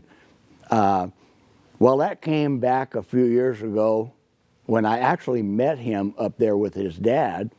He was probably about 16, I'm thinking, somewhere in there. And, of course, he doesn't remember the days when he was being pushed around in a baby buggy. So I actually had met him, but he didn't know. But anyway, I hadn't seen him, you know, hadn't really paid attention. But anyway, so, okay. Then I get a phone call after that particular Reno, whatever year that was. And he wants to know if he could just come up here and wipe on the airplane. And I'm like, yeah, come on up, you know. Well, he didn't come, and I figured, well, he's probably not coming, whatever. Well, time goes by, another month or two, I get the phone call again. I said, come on. So then he started coming, and it's progressed into what you see today. And the only thing I can say about Stephen Hinton is that if every young man was like him, we would have nobody in jails, we would have no gangs, we would have a really good USA. There was never anybody that ever, I would say, took us under their wing. Rick Brickert. Yeah. Rick was, he was an airline. He flew A7s in the Guard, and very accomplished guy. But it's not like we were the kids that showed up at the fence, looking over the fence, and somebody came out and took us under their wing and mentored us. I mean, we were there with the. We were there in the beginning. We were there at the beginning, and we hung out, you know, with all the greats. I'll tell you, I don't know if Brian remembers this, but Mom cooked dinner. We had John Sandberg, Daryl Greenemeyer, Dave Zuschel, and Howie Keefe were at the house for dinner. That's an impressive crowd. And then I was jumping over the back fence. Don't forget Frank Sanders. And Frank was here, yeah. But I knocked a brick off the wall. I was jumping over the wall, knocked a brick off, and I knocked the water thing off the wall. And so I remember that.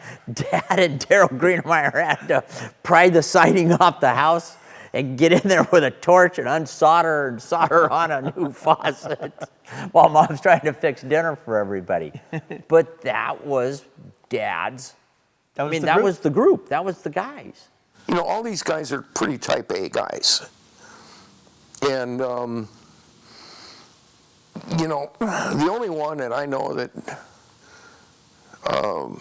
isn't, you know, doesn't cross the line, so to speak, is Bruce Lockwood. And I've said, I just gave a talk, I don't know, it was back in Cleveland or something, and I said he ought to be on the Wheatie box, and I still believe that. This is an exceptional experience if you actually want to do it and get into it.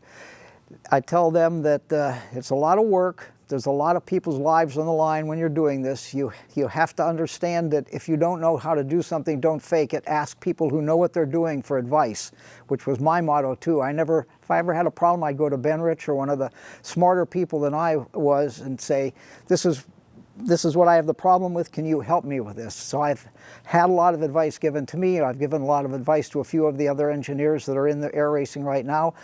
And I try to find young engineers, but young engineers don't like to get involved with hardware. They like to get involved with computers, but they don't like to get involved with actual hardware. They just don't seem to have the aptitude for the actual physical building parts and pieces, drilling holes, making jets, changing things in the airplane while the airplane's sitting on the ramp ready to fly.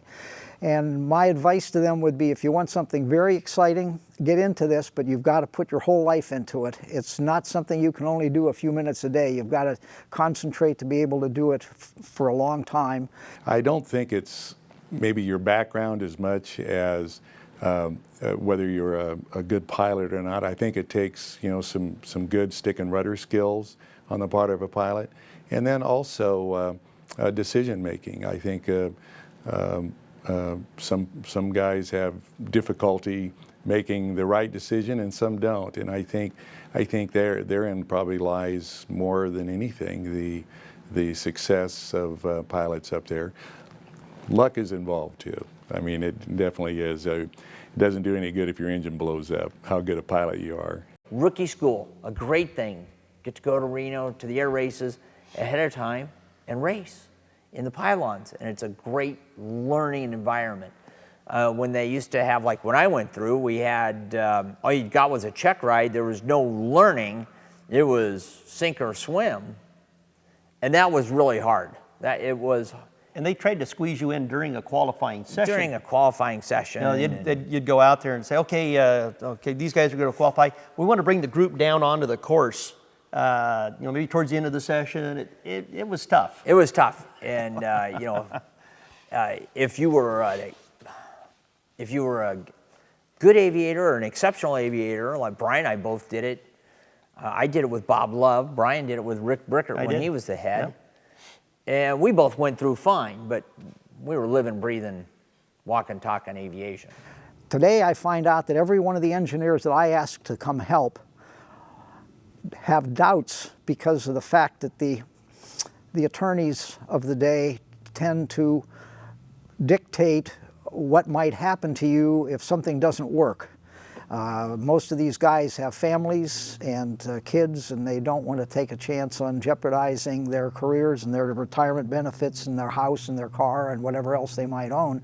So they are very dubious about coming to help. But I'd tell anybody that wants to be an engineer, I'd love to be able to help them. I've offered several people the opportunity to come and learn, and when they realize what they might be getting into, they sort of step back and say, I don't think I want to get involved in this at that level. So it's fun, but they have to be dedicated, and the people just don't seem to be interested. It's very sad. You know, Zusha was really, you know, a great guy. He really was, and he was a mechanic. Yeah, but he also flew airplanes. He's the guy that flew a Genie in 1980, I think, when they took off and they belted it in and then put it all back together in a day or two and took it to Reno. You know, and he was kind of my mentor at the time. Before I started racing, there were a couple of people that I just really thought did it right. And Darrell Greenemeyer ran a line that I just really studied. Another guy that really, I think, copied Greenemeyer was Steve Hinton. And Steve was racing up there before me, and I just really liked his line and the way he went around that course.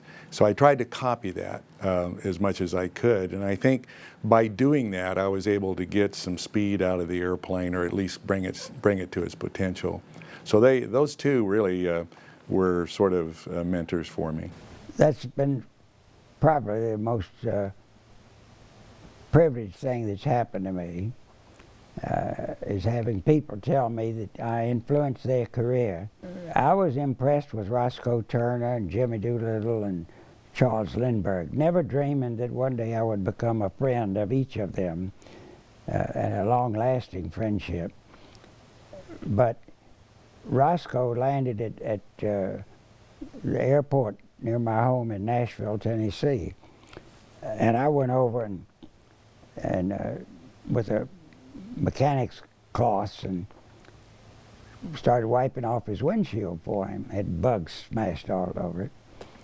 And it was a Turner lad that he became so famous for flying in the races. And he saw me working on his airplane. He came by and he said, "Well, looks like you've got that pretty well cleaned up." And he said, "Would you like to sit in the cockpit?" Because I was looking down in the cockpit. I said, "Yes, sir." And so he says, "Well, get in." And so I did. And I learned from that. That was very impressionable to me. And as I became known for my routines at the air events all over, and youngsters would come around, I would go and buy bottles of 409 and paper towels, and I'd have my announcer announce on the public address system that I was looking for 10 volunteers between the ages of 12 and 17 or something like that to be my crew chiefs, and they'd get to come out and sit in my cockpit. Almost everyone in aviation loves aviation, and they really want to be there. And my friend Danny Kaye, the comedian, said one day, he said, "I've never met a pilot and asked him why he became a pilot, and he said, because my mother made me." And Steve Hinton, we call him Mr. Everything because he knows everything about every warbird from the beginning of time to the end of time. Steve and I are very good friends. We've flown together. We've developed a relationship, personal and professional and aviation-wise. And I just think the world of him. And he has been very, very helpful on several instances when I've had an engine fail. He's been right there to give me good advice and to make sure that we got the airplane safely on the ground. Get yourself an education. That would have been my number one objective. The second one, who flies and who would like to try racing, listen to the guy who has the experience, take all the seminars, because now, comparison with our days, there was a beginning of beginning. Now they have a professional outlook on it. They have a training, they have a schools, they have a seminars, and join them, listen to them, and don't get hurt. You know, through the years, we've brought a couple of guys up and actually let them race our airplane. Yeah. And we fulfilled a couple of childhood dreams. He was an old race pilot named Ray Cody. Ray was a Formula One racer and was probably the exception of John Sharp. I don't know. I think Ray probably won, if many or more, championships. And Ray, in my opinion, heads and shoulders above anybody else, is the best pilot out there, best race pilot out there. And that's, now, I viewed John Sharp as a fantastic pilot too. But with Ray, where Ray's abilities were, first he could build an engine every bit as good, and he built his own engines as good as Dwight Thorne or Mike Nixon, you know. two fantastic engine builders. He was as good a crew chief on his own plane with his crew as Bill Kirchen fought. He could fly as precise as Skip, and he had the heart and tenacity to win of both Tiger DeStefani and Bob Hanna, you know. So I mean, I look at that, and nobody else has all those skill sets, you know. By a factor of 2, I think he stands above that. Yeah, we know who we're grooming. We just hope the races last long enough so we can get to 8. And we got the right guy in there. It just all played really well for us and for Stephen. And he came along at the right time, got all the ability to do what needs to be done, got his head screwed on straight. It all just works. And, you know, like I mentioned, that 10 years of bad luck, all I wanted to do was win that last one, and that took until 08. Okay, we won it. I stepped out. He was ready, as we know, stepped in and has just done a marvelous job.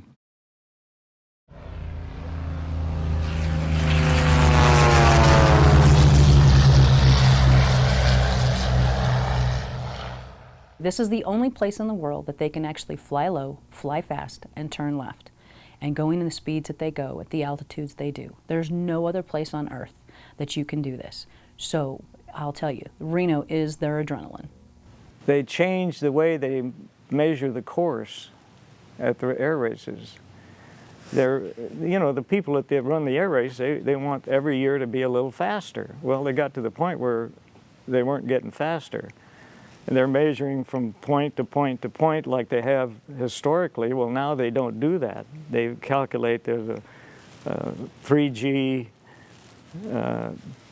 turn, and so the speeds are based on a different calculation of the course. And so the speeds automatically went up. And I don't blame them for that, except the guys in the old days that held any records that wiped them out. Well, you know, when it went out and it went, what did it qualify? 446. 446 the first year, and everybody went, well, geez, yeah, but it can't, you know, it can't do that every lap. And we went, no, not just every lap, but every lap of every race. Will it do that? And that was the real surprising thing, because the races up until that point were a sprint. All you had to do was lead 2 laps, one guy'd blow up, you coast till you, I mean, Dago Red won at 392 the year before. I mean, it's a coast. They sprinted for 2 laps, the other guy broke, and Dago won. 392, Ron Heavily won at. You know? The kid didn't have to go any faster, but Dreadnought, all of a sudden, whatever Dreadnought qualified at, that's what the race was that was gonna be the race average. The jet, all I was doing was driving it around the sky, and the Bearcat, working my rear end off trying to get it to go fast. It was a tremendous deal trying to coordinate everybody and park the airplanes and get these guys, the prima donnas out. He called me, so Slovak's making a run down, and there's a highway here, and there's power lines, see? And he goes in to hit the first pylon, see? He's 8 miles down the road. And he comes in screaming, and he has the bloody power line. And he lands the airplane, he says, George, I got a big flash. What'd you cut? Because I cut all the goddamn power to the trailer and everything. We had to get it. So I said, take the airplane, get it over. I tell him, fly it over to Muni. I told the mechanic, go get over to Muni and fix the props. See, that was it. So they come out and say, what happened here? I said, an F4 Phantom was with a tail hook down, coming hooked the line. I lied. See. So the next day, I was sure it was a P-51 anyway. The P-51. I thought it was Chuck Lyford, but Myra said no, it was Bob Love. But one of the two anyway hit the power line a second time. See, but hit it with a coolant. They took off. So in comes the power company. They took here's the power. They went down.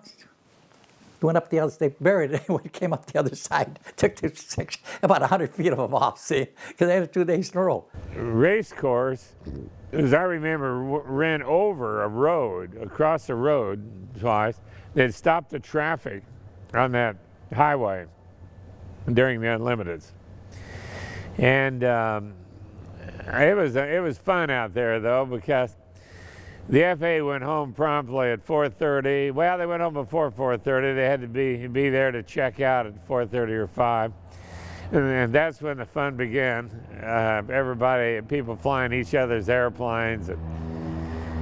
And Hoover, every aerobatic airplane there, they all let him fly their airplanes, and he kind of put on his air show and their airplanes in the evenings. It was a great time in '64 particularly.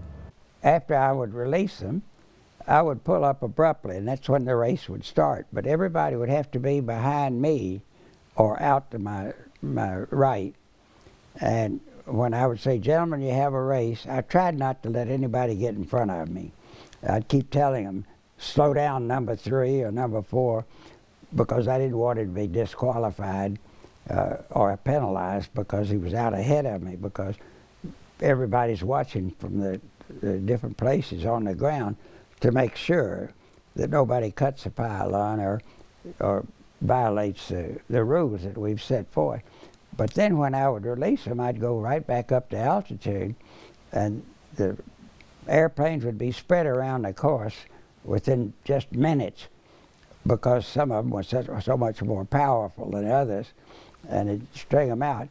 And I would be rolling, and everybody thought I was just up there playing around, but I wasn't. I was trying to count the noses all the way around the race course. We did some things to deliberately unstabilize it. You know, the idea wasn't to unstabilize it, but the things we did, they tend to do that. Put the big spinner out there and kind of move stuff up front so it kind of wanted to go sideways. So you had to keep correcting for that. The bar door was in front, but he cut 3 pylons. It took the pilot 2 hours to admit that he did it until they showed me the pictures that he cut. So what? But I'm the fastest. Yeah, I'm the fastest. And next thing, I become, the agronomer is disqualified. Bar door pilot cuts the 3 pylons, and I'm in the front. So you didn't even know you had won? I won by mistake. Again, like I start driving in hydroplanes and the same thing. So that was just, for me, a lucky break, really. You can go backwards and calculate what the Mach number is. And so we did that, found out that the Mach number was 1.3. And not too many people can say they've been Mach 1.3, 50 feet above the ground. No big deal. I mean, the gauge is higher, but everything else is normal. The Rare Bear, when it gets up into the maximum performance regime, really becomes kind of a hostile airplane. Down flying the airplane around at benign speeds, it's pretty much a benign airplane, flies just like any other airplane. When we get up to high speeds, the directional stability decreases. You have to fly the rudders to keep the airplane straight into the wind. When we were racing with a 3-blade prop, there was a lot of gyroscopic effect from that heavier prop than the propeller that's on the airplane right now. And so when we go around the turns, it would take quite a bit of difference in rudder force to keep that airplane pointed straight. It would want to wander on around. The stick forces start to go on up, and as we start to get toward the airplane's limiting Mach number, which we haven't had on the course yet, but the pitch stick forces rise, and as we start burning off fuel and volatiles in the airplane, the cooling water and stuff, the trim force on the airplane longitudinally changes, so you're constantly having to trim the aircraft. So people say, gee, it must be a lot of fun out there on a race course. It's not a whole lot of fun. The fun is working with your crew, working with the whole racing community, and doing the best job you can for the team. But I always try to count the laps to say, you know, only one more lap left, and sometimes I've lost count. And, oh gosh, how many more laps we got to go? But it's always a sigh of relief when we pull off and finish the race. Through the years, too, we've become very organized and very structured in how we do things. So the join up and the start of the race has been very predictable and very timed. We could time it down to, believe it, within 10 seconds every single time we've been able from takeoff to start of the chute, you know, which is what we wanted anyway. We want something that everybody has faith in and we can plan for.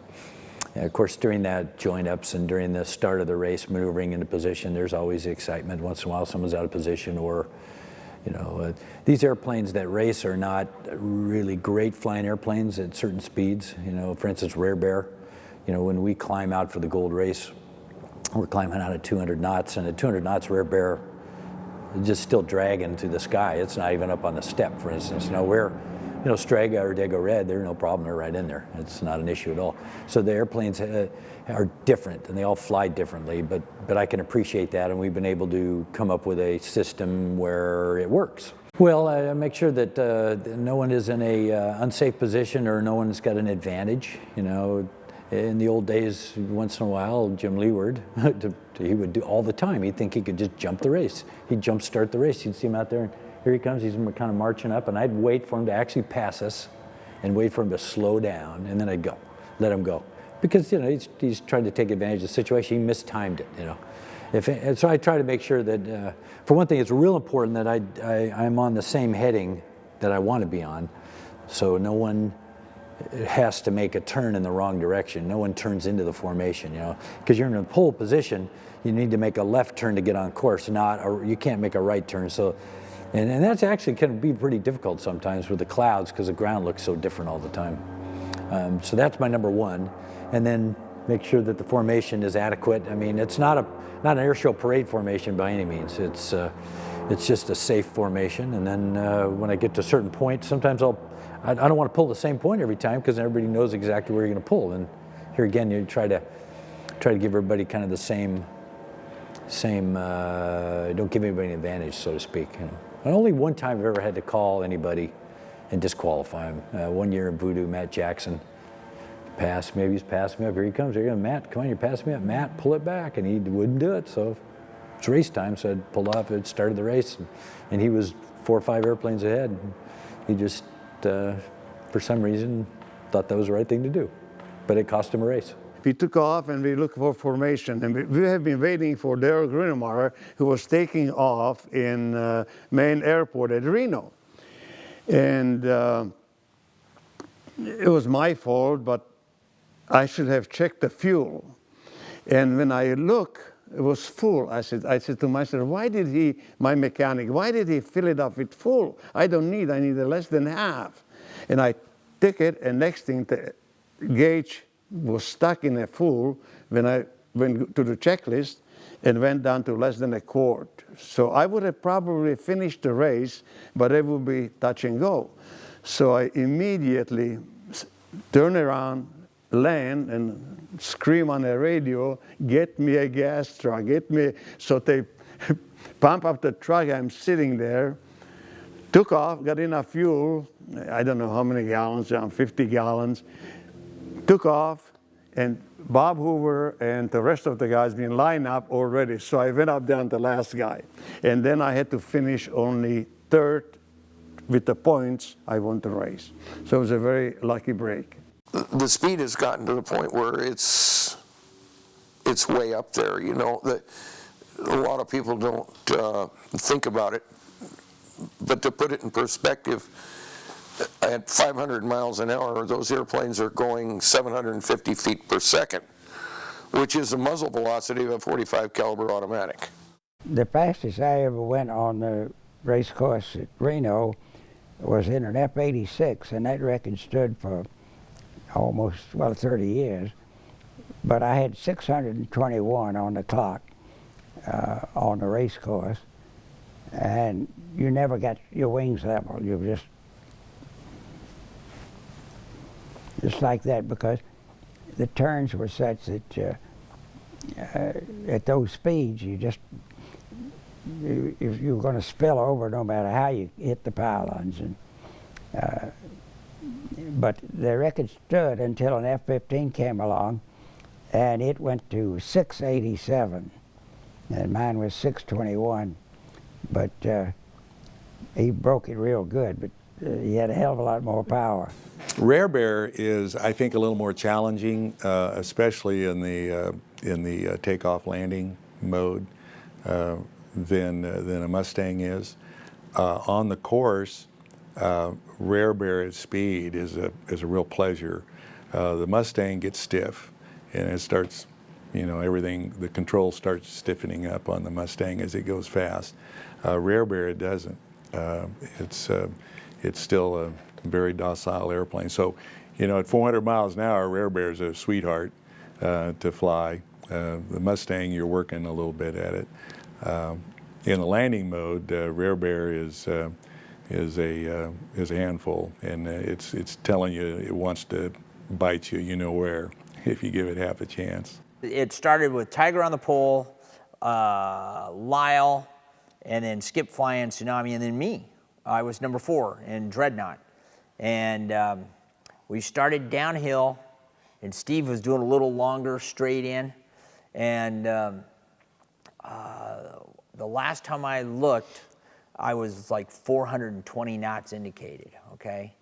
And we were targeting for 3,200 RPM, 80 inches, which was 4,150 on the torque meter. That's what we were shooting for. It's the most horsepower we had run, and they said go, and I slammed it, had the air vent closed. I was leaned over the handlebars, and off we went. And it was the fastest start I've ever been on. So I was 420 when he said go. And these guys, it was like that stop motion, you know, the old photography, and here goes these 3 airplanes, they go, and we got to pylon, 3 went by, 4 went by, and they went like that. And I pulled right around, and on the second lap, I came by the second lap, they were out of sight. Vent open. My vent was open, my visor was up, I was sitting up proud in the handle, you know.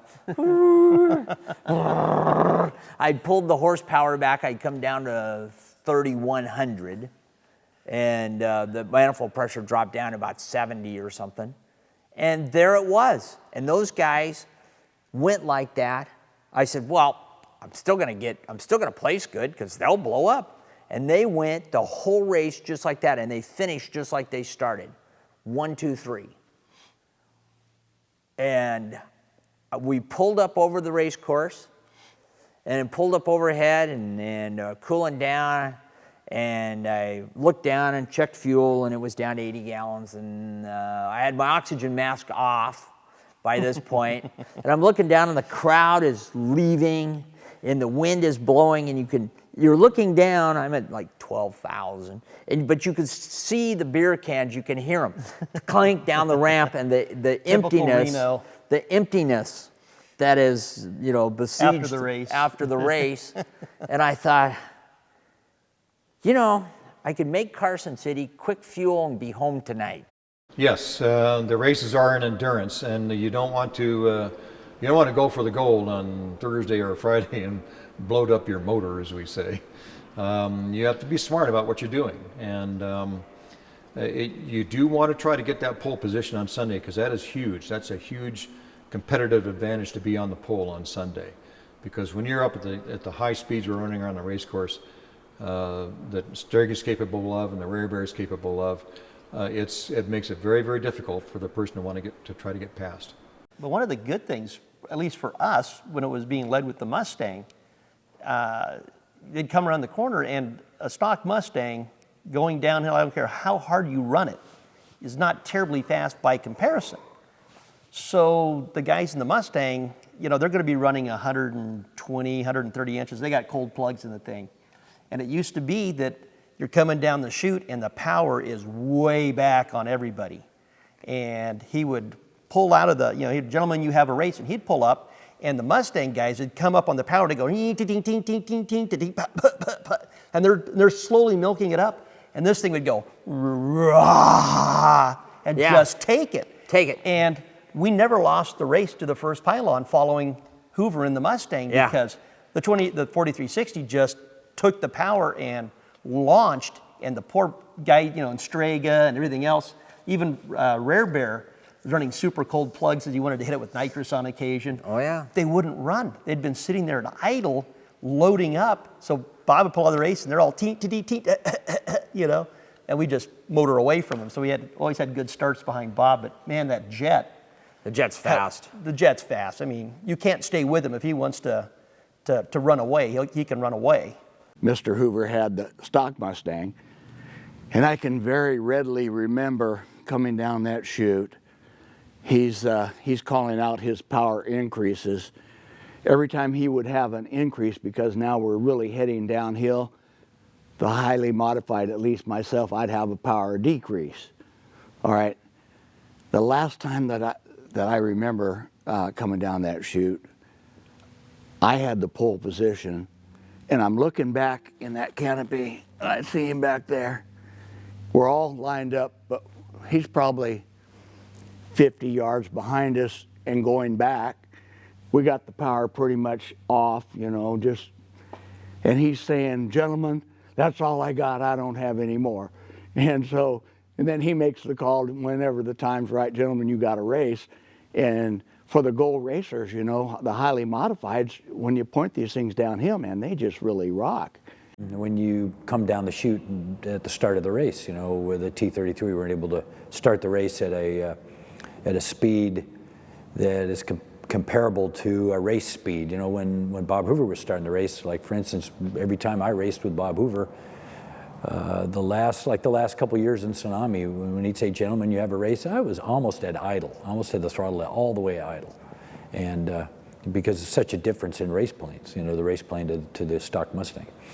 When I come down the chute with a T-33, I'm looking out there and I know, for instance, I know that Dennis Sanders can fly formation. He can't keep up with me. So I know he's at full throttle, you know, and I know these guys are about the speed we're going, for instance, you know, and I know who's who, and I can see, so I can kind of judge how we're all doing at the start. And the guys like that a lot better anyway, because now it gives them a chance to kind of get everybody at a level playing ground right at the start. Where if you're at idle and you start, then there's such a spread of things going on in the cockpit, you see. So it's, I think, brought a level of safety in too as well. It's real easy to just pick a number and say, okay, we're going to start the race here. But as we descend down, I try to be smooth and it'd be applying power the whole time. Sometimes the weather's such you have to be a little lower, or it's a little bumpy and you don't accelerate quite the same. So, but I'm always shooting to indicate, you know, 360 to kind of 380 knots. So, so they're not at their top speed. They're going to go faster when I let them go, but they've already come up to power now. In other words, that's a big thing, and that's from experience. Like I alluded to earlier, when we used to start races at a really reduced power, it was kind of hairy. Not only are you, you know, pushing that throttle all the way up, and now that's the first time the engines even started breathing hard. You know, the spray bars, and sometimes you fog the canopies over. Everything happens all at once, right when the formation is all together, right? And you're all heading for that first turn. At least when we're coming downhill, now we're getting trimmed up. The airplanes are coming up. The power's up, so there's less of a change involved for a let go.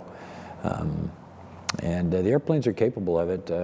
You know, I know some guys that put GPSs in their canopies, and the fastest times on the course have been 30 or 40 miles an hour faster than when I let them go. You know, so I know, you know, those airplanes that accelerate on up, you know, and they're capable of going faster than the start without any trouble. So Dreadnought, even though I used it for instance, he's not the only one, you know, by any means, but I've used that for instance when he's coming down the chute. He is still, even if he's at full throttle, by the end of the line, he's going another 40 miles an hour faster by the end of the line coming down. And usually you start the race at full throttle. That's just kind of nice, you know. And it's not like he's backing out of the formation, but I can tell because, you know, like I say, I kind of know these guys, you know, Tiger's kind of, or Steve or something's like there, Dago Red might be there, and the Bearcat's there. And when you see somebody start to back away, I said, okay, there you are. We're about there. The transition from a stock Mustang to this Mustang is similar to going from a T6 to a stock Mustang, I believe. You know, the racing was neat. The first time I did it down the chute in 2008, everybody's joined up and it's exciting. And then after the first half a lap, well, you know, then you're cruising around at 36 inches and looking at your fuel pressure because you got nothing else to do and looking at the scenery. And I remember at some point on that Thursday or Friday heat race, I got lapped by a Sea Fury who was doing another 80 miles an hour faster than me. And at that point, I was like, yeah, I don't like this so much. I don't like getting past. So at that point, I was looking forward to getting into something faster.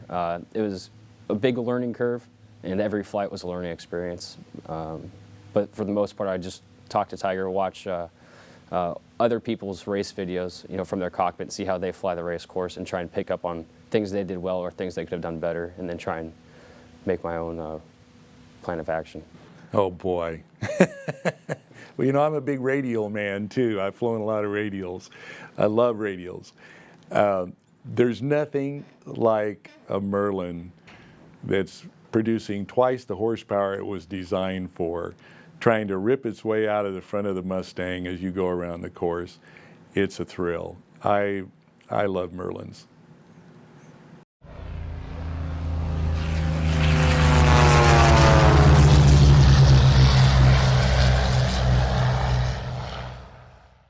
They always say Maydays are free.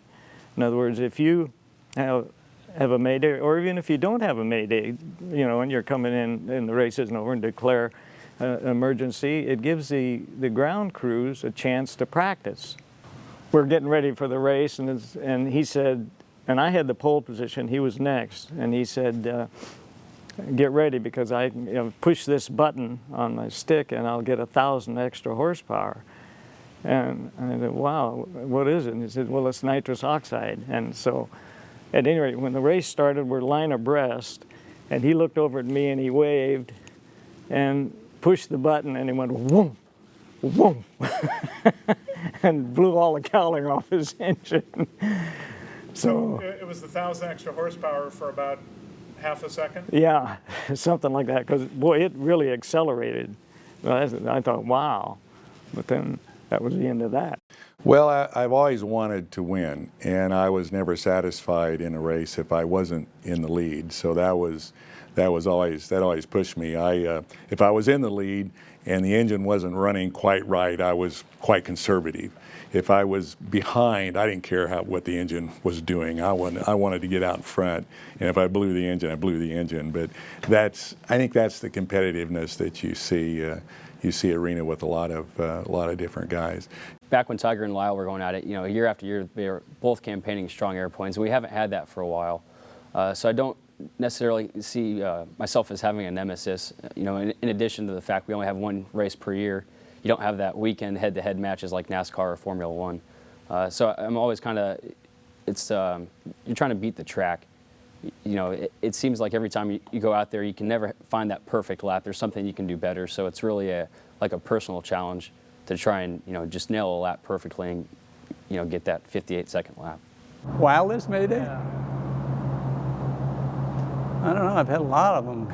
Well, when you have a Mayday, you know, of course, it's all about safety and it's all about getting the airplane back on the ground. And in my case, I had the start of the race, the engine wasn't running perfect, but it wasn't running bad. It wasn't running bad enough not to race. It just didn't feel like it had been. And it wasn't until the very last lap it started really running rough, and that's when I crossed the finish line. Still under power, now it's time to get on the ground, so I passed up the grandstands. I didn't want to fly over the grandstands. You know, you know, I don't want anybody to get hurt on my account for sure, so the idea is, you know, pass the grandstands, and then I did a 90 to the right and a 270 to the left, and I had a ton of speed. It was slowing down, but the engine was still running, and it wasn't until I was really on base leg when the engine just was vibrating like crazy. Prior to that, I did at the airspeed, it was going too fast, so I was trying to slow down, so I closed the throttle, and then the engine started vibrating, and I looked down, and the tachometer was like 3,800 RPM. I mean, which is, you know, it's 1,000 RPM more than I've ever seen before, you know, so, and the oil pressure was on 0. And so I pushed the throttle up and there was nothing there. And now I'm just flying the airplane trying to get it on the ground, and I could see I wasn't going to make the runway. So I just stayed in the turn, and I ended up hitting the only rock pile in the whole valley out there, but you know, fortunately I made it through okay, so. I was very lucky and very happy that I could offer assistance to a great many people, because a lot of the pilots that were racing had never encountered real hazardous situations. But engine failures and explosions and fires were something you could never get used to, but self-control is a very important issue. And I learned very early in the war years with the British that you've got to be in control of your emotions at all times, and no matter how grim the situation looks, you don't give up. You keep flying. You keep doing what you have to do, and blanket out everything else. And that's hard to do. It's easy for me to say that, but You take a man that's under real duress and he's got fire all around him, he's panicky. And some of them show it, and very few don't. But I try to reassure them they were doing okay, and I would advise them to do this or that if I could see they were going to make a blunder and really get themselves in serious trouble. And I talked some of the airplanes down that they couldn't see out. Did you physically follow them down as well then? I'd say, I know you can't see out. I could tell they were covered with oil, the whole windshield, the canopy and everything. And they couldn't see out at all. And so I said, a little bit to the left, a little bit to the right, and I'm on your wing, and I'm going to stay with you till your wheels touch the runway. And I'll tell you when to put the wheels down and the flaps. And I'd stay right with them and put them right on the ground. Well, I've been there 48 years, but I started the races for, I think maybe as much as 30 years consecutively. But I saw an awful lot of incidents, and a lot of times I'd have to call the pilots and I'd say, you're going off the cliff, ground loop now. And then I would give them a chance to think. I said, boot full right rudder or full left rudder to make them ground loop and wipe out the landing gear and not go off the cliff. And well, there's always the round engine versus inline, and they both have their advantages. And disadvantages. And disadvantages. And, you know, we'll have to see how Furious does. I mean, I think that's going to be one of the faster of the, but, you know, you talk about the Mustang being the dominant. Who holds the world speed record for propeller-driven airplanes? It's a round-motored airplane called Rare Bear. Who holds the world's time-to-climb record? It's a round-engine airplane called Rare Bear. So on the right day, Rare Bear's pretty tough to beat. You know, but you know, Strega, you know, they've done awesome as well. Yeah, Team Strega, Steve Hinton Jr. Yeah, I mean, that's the guy to beat today. The guy to beat today. That's the guy. So you think that's going? And he is 100% air racing, walk, talk, every minute of the day. And Steve Hinton. Another aviation family legacy, yeah. Fanatic. Yeah, you know, fanatic. He aviation to his core. Yeah, he didn't do anything that didn't involve an airplane, period. I'd say that my nemesis is probably all the racers' nemesis is time. And the amount of time that you have or don't have and what you've left on the table as far as, and I don't mean the time it takes you to get around the race course, but how many times have we gone and we're just ready to get there and going, God, I wish I had more time to get this part done or this tweaked, or staunchest competitor was going to be Bob Hanna. Basically because we had the same sort of mindset. You know, motorcycle racers have a certain mindset to how they go about things, analytical of the course, you know, and competitive and you know, always kind of screwing with other people's minds a little bit. He'd like to play mind games with him. We'd never tell each other what each other was running for power. Yeah, I'm running 90 inches. Oh, I only ran 85, you know. Both of us are lying like, you know, through our teeth. We're both running throttle, and nobody wants to admit anything. Well, there was one on Dago. They'd taken it to Reno, I think it was on a Friday. They flew it out of Mojave. And I was back here in Santa Clara loading up my truck, taking all the tools and stuff I normally take, and I got a phone call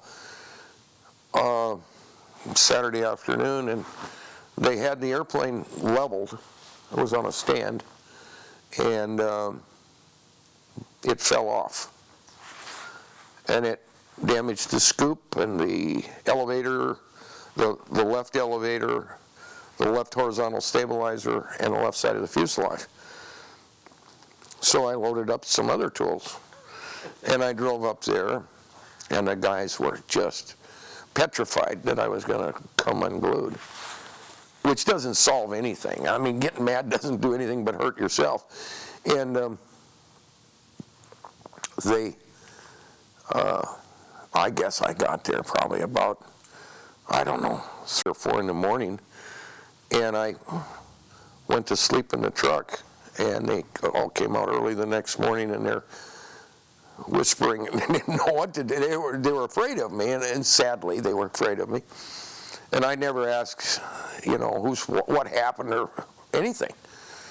And I had looked at the thing when I got there, and I felt quite confident we could get it fixed. And we worked all day Saturday and Sunday, and it even had everything painted and looked. And to show you the spirit of air racing, this guy came by. It was a citizen. He lived in Reno, and he had a body shop. And he said, "You guys need some of this painted." Yeah, and he volunteered to paint it for us. I mean, that's what air racing is about. It's about the people. But anyway, on with the story. We put it all back together, and not a lot of people knew what had really happened there, because it was, you know, a week before the races. And went out Monday and qualified it, and we won the race on the following Sunday. And there was some serious damage to the airplane. Matter of fact, Skip home, I told him, I said, we balanced the elevator as the best we could. We did the following repairs. I said, you need to go out and do a flutter test on this thing. So he went out Monday morning, early. Those were the days of the early flights. And he took it out. I've never seen a 51 go so fast in my life. He came out of a dive, and he went out there about pylon 5. He came out of maybe 6,000 feet or something. And I asked him when he came back. He says that puppy won't flutter. And I said, my God, how fast were you going? And he wouldn't tell me. And I've since learned he was going about 530 indicated, which is well beyond the red line. And you know, I don't think anybody else would have ever done that, because they would have been scared to death. But him, I mean, his test piloting abilities are tremendous.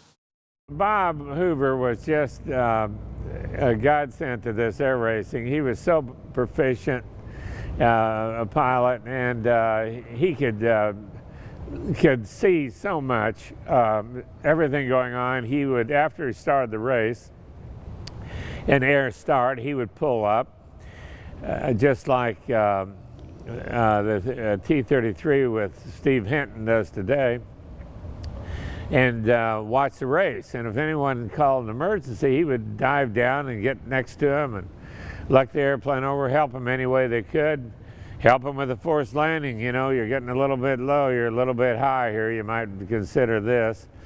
And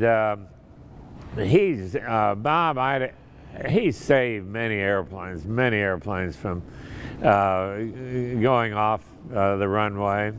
He helped me once at Lancaster Fox Field up here, the Los Angeles race in I believe it was 66. And I had a problem, a propeller failure, and the prop control broke, and it came back coming back into high pitch.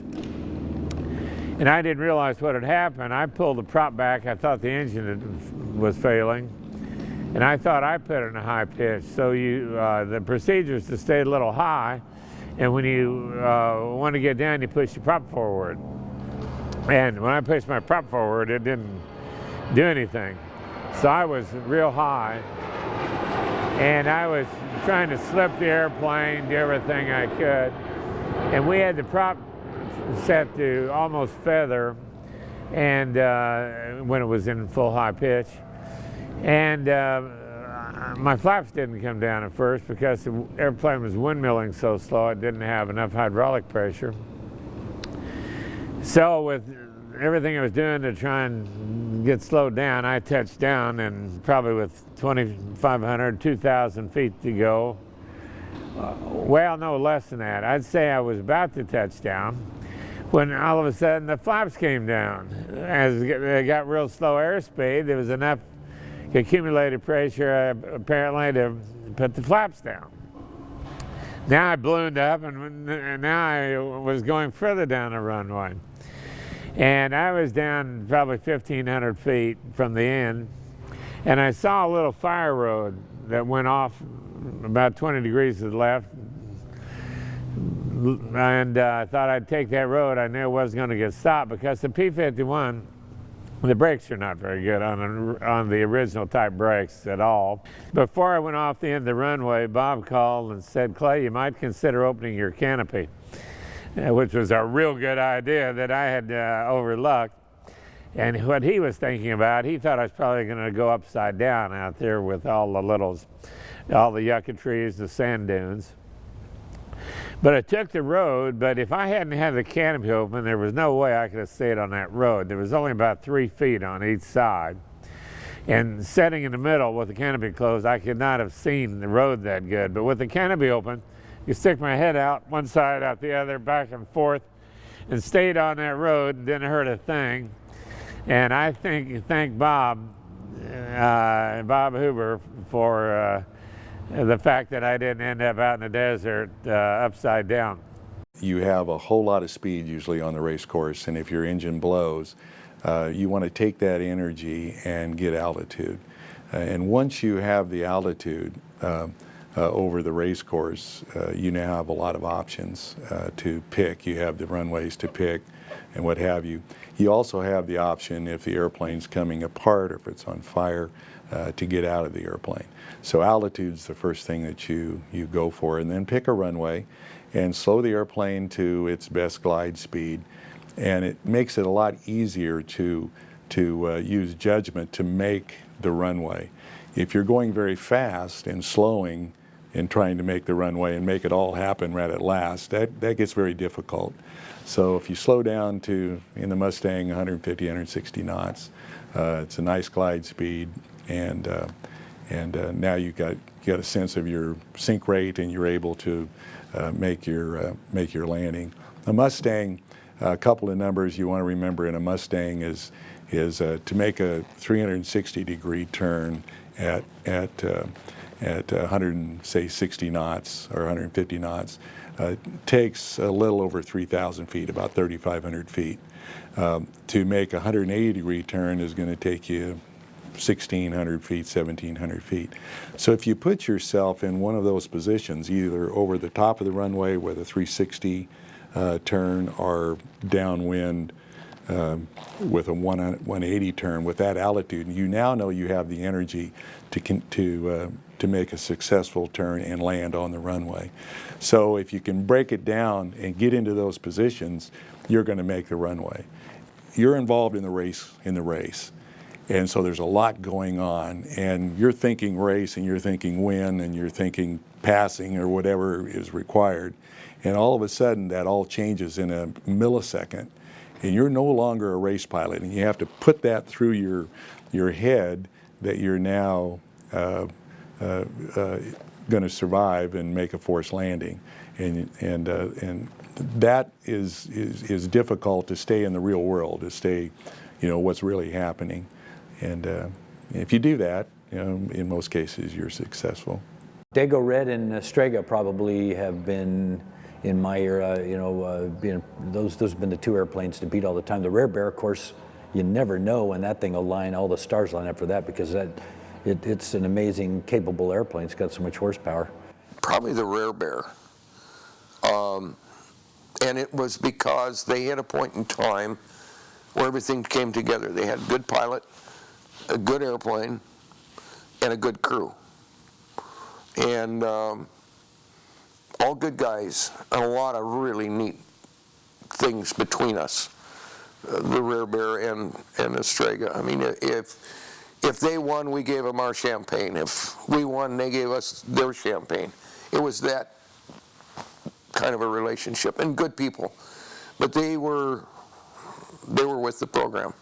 Oh, good. There was a lot of good people. There was, Kirchen fought, and he was the enemy because he was over there on Strega, and then we always wanted to beat them at their best. You'd take a win when they broke and couldn't finish, but you wanted it, just neck and neck at the end. Well, it's kind of funny. You talk about stories, and there's so many stories when I start thinking about them. The funny ones for me is Dennis and I would always be on the radio with each other. You know, so this year I happen to be flying. Dennis is on the radio, and it's always good to have somebody on the radio that knows the airplane, knows the routine, because they're your calm voice of reason. So in this particular flight, I get two. I think it was the same flight, but not long before Reno, Kevin Eldridge had bailed out of the Corsair down in Phoenix. Phoenix, yeah. So I'm out roaring around in Dreadnought, and it stumbles and it backfires on me. Boom. And I'm like, shit. So I radio to Dennis. I'm pulling the throttle back. I radio to Dennis. I say, I'm getting out of it, meaning I'm getting out of the throttle. I'm getting out of it. Everybody looks skyward towards Dreadnought looking for the fire because they think I'm going to bail out. Think they're going to bail out. Yeah. And Dennis says, what do you mean? Well, I'm just getting off the power. Okay. So now I'm all set up, and I've got the power back. I've got the airport. I've got the prop back, and I'm all set up for this big Mayday. And this calm voice of reason comes across the radio and says, "Is it running?" Yeah. Will it still run? I don't know. I hadn't bothered to check. I reached over to the throttle and I went, "Yep, it's running." He goes, "Okay, well, just land it. We'll all sit back down." It was running. That was my Mayday. I mean, this was a big deal. This was exciting, man. I mean, the blood's pumping. Is it running? You miss the obvious. Yeah. Does it still run? Does it still run? I had completely missed the obvious, but yeah, I got called on the carpet in the pilot briefing on the next another day. choice of words. New choice of words. Yeah, not I'm getting out of it. Actually, I wrote an article on that, and I said the hardest thing for pilots to learn is when they have an emergency is to watch their hands, because they do all sorts of things. You haven't got a clue. They're pushing buttons and moving levers and stuff like that. And I said the reason God gave you two hands is when you see one hand go for something, the other one is supposed to slap. That's the main reason in an emergency is that one hand slaps the other one. Because the worst thing you can do is to start moving all this stuff around, and you're just compounding the problem, right? The best thing is relax, because your mind is going 80,000 a second anyway. You know, when we were doing like studies in labs and stuff on the new displays in fighters, for instance, if you can print at 50 times a second, your brain is waiting for the next answer, is waiting. So 50 times a second. So that means when you're having an emergency, your brain is running at 50 plus times a second. Even old brains like Tiger, even his brain runs really, really fast. And and what happens then is that you're having an emergency and everything is speeded up. So actually you can see your hand go like this, for something, and then no hand, you can't do that. And then this one's going, no hand, you can't do that either. But that's the biggest thing. And also if you just got done moving something and you have an emergency, just move it back. That's the secret. Once I pull off the race course, then I climb for altitude, and then I watch whatever it takes to watch. Yeah, maybe sometimes flying upside down, sometimes it's right side up. Usually I just pick a nice big orbit. And the good thing about a T-33, there's two people. When there's 9 airplanes up there, there's a lot of airplanes in the sky, and it's when you have an observer, someone to help you count airplanes. Sometimes you can't even see the airplanes. You're looking for shadows, and when someone has a problem, once in a while, I can help them. I can join up with them with a T-33. I can be on them pretty quick. I can cut them off. I can if someone's calling a Mayday and they're doing a good job and everything looks normal to me, it looks like they're in good shape, I won't say anything. But if someone has got their head in the cockpit and they're flying away from the airport, I might say, hey, let's get back to the airport, or I might, someone seems a little fast or slow, I might mention it, or if the gear is up or down, I might mention, or if they ask me, The unusual one I had a couple years ago is at the end of the race, I think it was 4 years ago, race 77 called a Mayday. And John Penny's a good friend of mine. He said, 77's got a Mayday. So, okay, where are you at? I'm looking, because everybody's coming off the course, right? So, oh, there he is. So I started heading that way, and I'm not catching him. So dial that thing up. And so I finally, slide next to him. I'm doing 350 knots. I'm right next to him. John, what's your Mayday? My throttle's stuck wide open. Oh. I'm thinking, wow, we've never had that before, So, what's your intentions? And he goes, well, I'm trying to figure it out. I said, well, let's get up there. Let's get some altitude. So, of course, he was heading up anyway. So we went up and orbited the field at think we're at 13 or 14,000 feet, and we're orbiting around there at 300 plus knots. You know, I said, well, this is a pretty nice mayday to have. I mean, usually you don't have time to think about it. And of course, you know, John had the priority, of course, but he was going to burn a little gas off. So some guys were landing, but at any time he could tell us what he wanted to do. So we just picked an orbit over the field. He got on the radio with his ground crew, and they came up and devised a plan, and they cleared all the runways for everybody. And John did a perfect, you know, emergency where he shut the engine off at a right time, you know, right, just like he practiced and everything, and did a perfect landing, you know. And then there's been other times. I remember Sherm Smoot one year pulled off the course with a mayday, smoking real bad, and I got right up next to him, and this thing is hosing smoke out everywhere, and Sherm's on right base for the 1-4 runway, and he's a little fast. I said, Sherm, you're a little fast, and now we're down to a couple hundred feet, so he starts slowing down, and a big old flame comes out the bottom, and I didn't say anything to him because I didn't want him to panic, because really nothing he could do. If he's too high to jump, but you know, no parts were falling off the thing, and he was in good shape, and he landed a little fast, and unfortunately he was running out of runway, and I told him, you know, the cliff's coming up quick, you better ground loop the thing, and he had to ground loop it, and that's the other extreme, you know. When an engine is going to fail, sometimes there are things leading up to that if you have the opportunity to try to save the engine by reducing the power, by seeing either the oil temperature or oil pressure issues, and try to get it back on the ground, you'll do that to try to keep the engine from blowing up, if you will. Sometimes it's just a total surprise. You'll be flying around a race course and you just get a big bang and a lot of vibration, and you've popped the cylinder, as we call it, and then you're making metal inside the engine. So the point there is to get the airplane up and away from the race course as quickly as you can, get up into a position which gives you plenty of energy to make it back to the runway.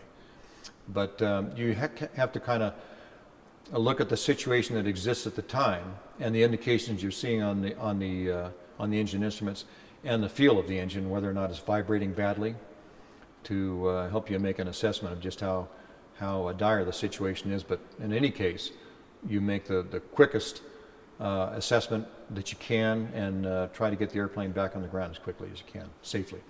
You know, they're all pretty wild. Every Mayday is different. Different scenarios every single time. I've had two where the engine was completely shut off. It seems like if you got it running a little bit, maybe it's only making a couple hundred horsepower, but at least you have something. But when it goes completely silent, then you really get the idea of what the space shuttle is like, because all you're hearing is the wind going by, no noise at all, and you really have one shot to do it right. But I'm telling you, with the speed you have and done correctly, and one thing that I've said in the Mayday class is that when you have the runway made, the Mayday is over. So when you have the runway made, it gives you a really good feeling in that now all I have to do is land. So you land it. So if you do all the maneuvers correctly, execute it correctly, and manage the speed, it's a pretty simple thing to do. And if you get scared and panic, you're probably going to die. So, you know, I've never been that way. It's like I've practiced it, and as you know, I've had many Maydays, and just do it the way you think about it and the way you've thought about it, and do it that way, and it'll come out fine. Well, you never know. You know, sometimes it'll start talking to you a little bit. Usually that little bit is not very long when it really goes to hell. Sometimes it just goes. So you just really never know. Like I said, every single one is different. Sometimes you might have oil all over, you might have water, coolant, you know, you might have smoke. I've had all three at the same time. So, and then I've had other ones where there was nothing. So you just don't know. You know, every Mayday is going to be different as far as that engine goes, but if you treat it the same way you've trained yourself to treat it, and execute it correctly, it really doesn't matter as long as you exercise the energy management correctly. And like I said, when you have the runway made, the mayday is over. Now all you got to do is land. There's two types of maydays that happen. There's the one that nibbles away at you, where you can hear, well, you can feel it in your feet. It starts to vibrate and you're not sure what it is. And then you go into the analytical mode, which is you start cross-referencing gauges, talking to maybe your crew chief, maybe Kurt or Chris, has said, hey, coolant door's coming open or something's happening. So then you're really doing kind of damage repair racing. What you're saying, well, is it going to last the whole race? Can I back off the power? Can I tweak something to get it to finish? So there's that type of kind of mayday, which then you're not sure if it's really going to blow up in your face or you're going to make it around there. So you get a little anxiety and you keep looking where, if it goes here, where am I going? Start looking, with one eye in the cockpit and one eye on the race course. And the other type, which is usually the catastrophic, instant something happens, rod comes out, catches on fire, the prop governor goes away, some part flies off, the canopy goes to parts. Those typically, your initial reaction is, this isn't happening. So you think, this can't be happening. And so there's this little bit of denial in slow motion that goes through your mind that, and then you realize, no, this is happening. And so now I got to deal with it. And now, so your immediate thing, your training then kind of kicks in, where you've divided the race course into quadrants and you know where you're at on a race course basically, and where the wind was, kind of where your options are for runways, what you got for speed. So, immediately you're up in the air, keep the runway in sight. And on the way up, you're ascertaining, is it a structural issue? Can I stay with the airplane? Do I need to belly it in, or can I land it? Those are kind of the things. And you go through those pretty quick, but you always leave the option, I can bail out. And then there becomes a time in the commitment where you can't bail out anymore. So you have to have made those decisions stream up here someplace on the way down. And that's kind of how I always viewed maydays. I never had catastrophic engine explosions, although on my first race with the Corsair in the start, Bob liked to go up, Hoover, who was starting at that time. He may have been using, I don't know what Mustang. I think he was using his Mustang, but he loved to go up there to 90,000 feet, and to go warp 9 straight down. And the poor Corsair was about ready to bend the wings back on the start. I think it was going faster than it had ever been, and I had almost war emergency power to keep up with him. And the canopy on it imploded. So, and I'm on the start, and I'm out 5th or 6th looking across the group of guys, and all of a sudden there's this tremendous decompression and explosion, of which I don't know what the hell's just happened. And so my immediate thought is that somebody's hit me, or propellers hit the canopy, because I'm looking here, but the glass is all gone, and it's just, I'm probably, I don't know, 350 knots. I don't know what it was indicating at the time, but it went downhill pretty good. And all the glass from the canopy framework went around my head. None of it hit me and stuck into we had a second seat in there, of which I think Michael O'Leary was going to go for a ride, do some photo stuff, but it all would have impaled him in the back seat. And it took out part of the horizontal, and it was impressive what little pieces of plexiglass, how much damage they could do to the airplane. So that was my real, get up in your face mayday, because it just, was such a huge chain of events that happened so instantly. It really let you know that it happened. It wasn't like the engine blowing a cylinder out. It was just like boom. Finished the gold race, we won the race, and then quick serviced the airplane up again for another flight.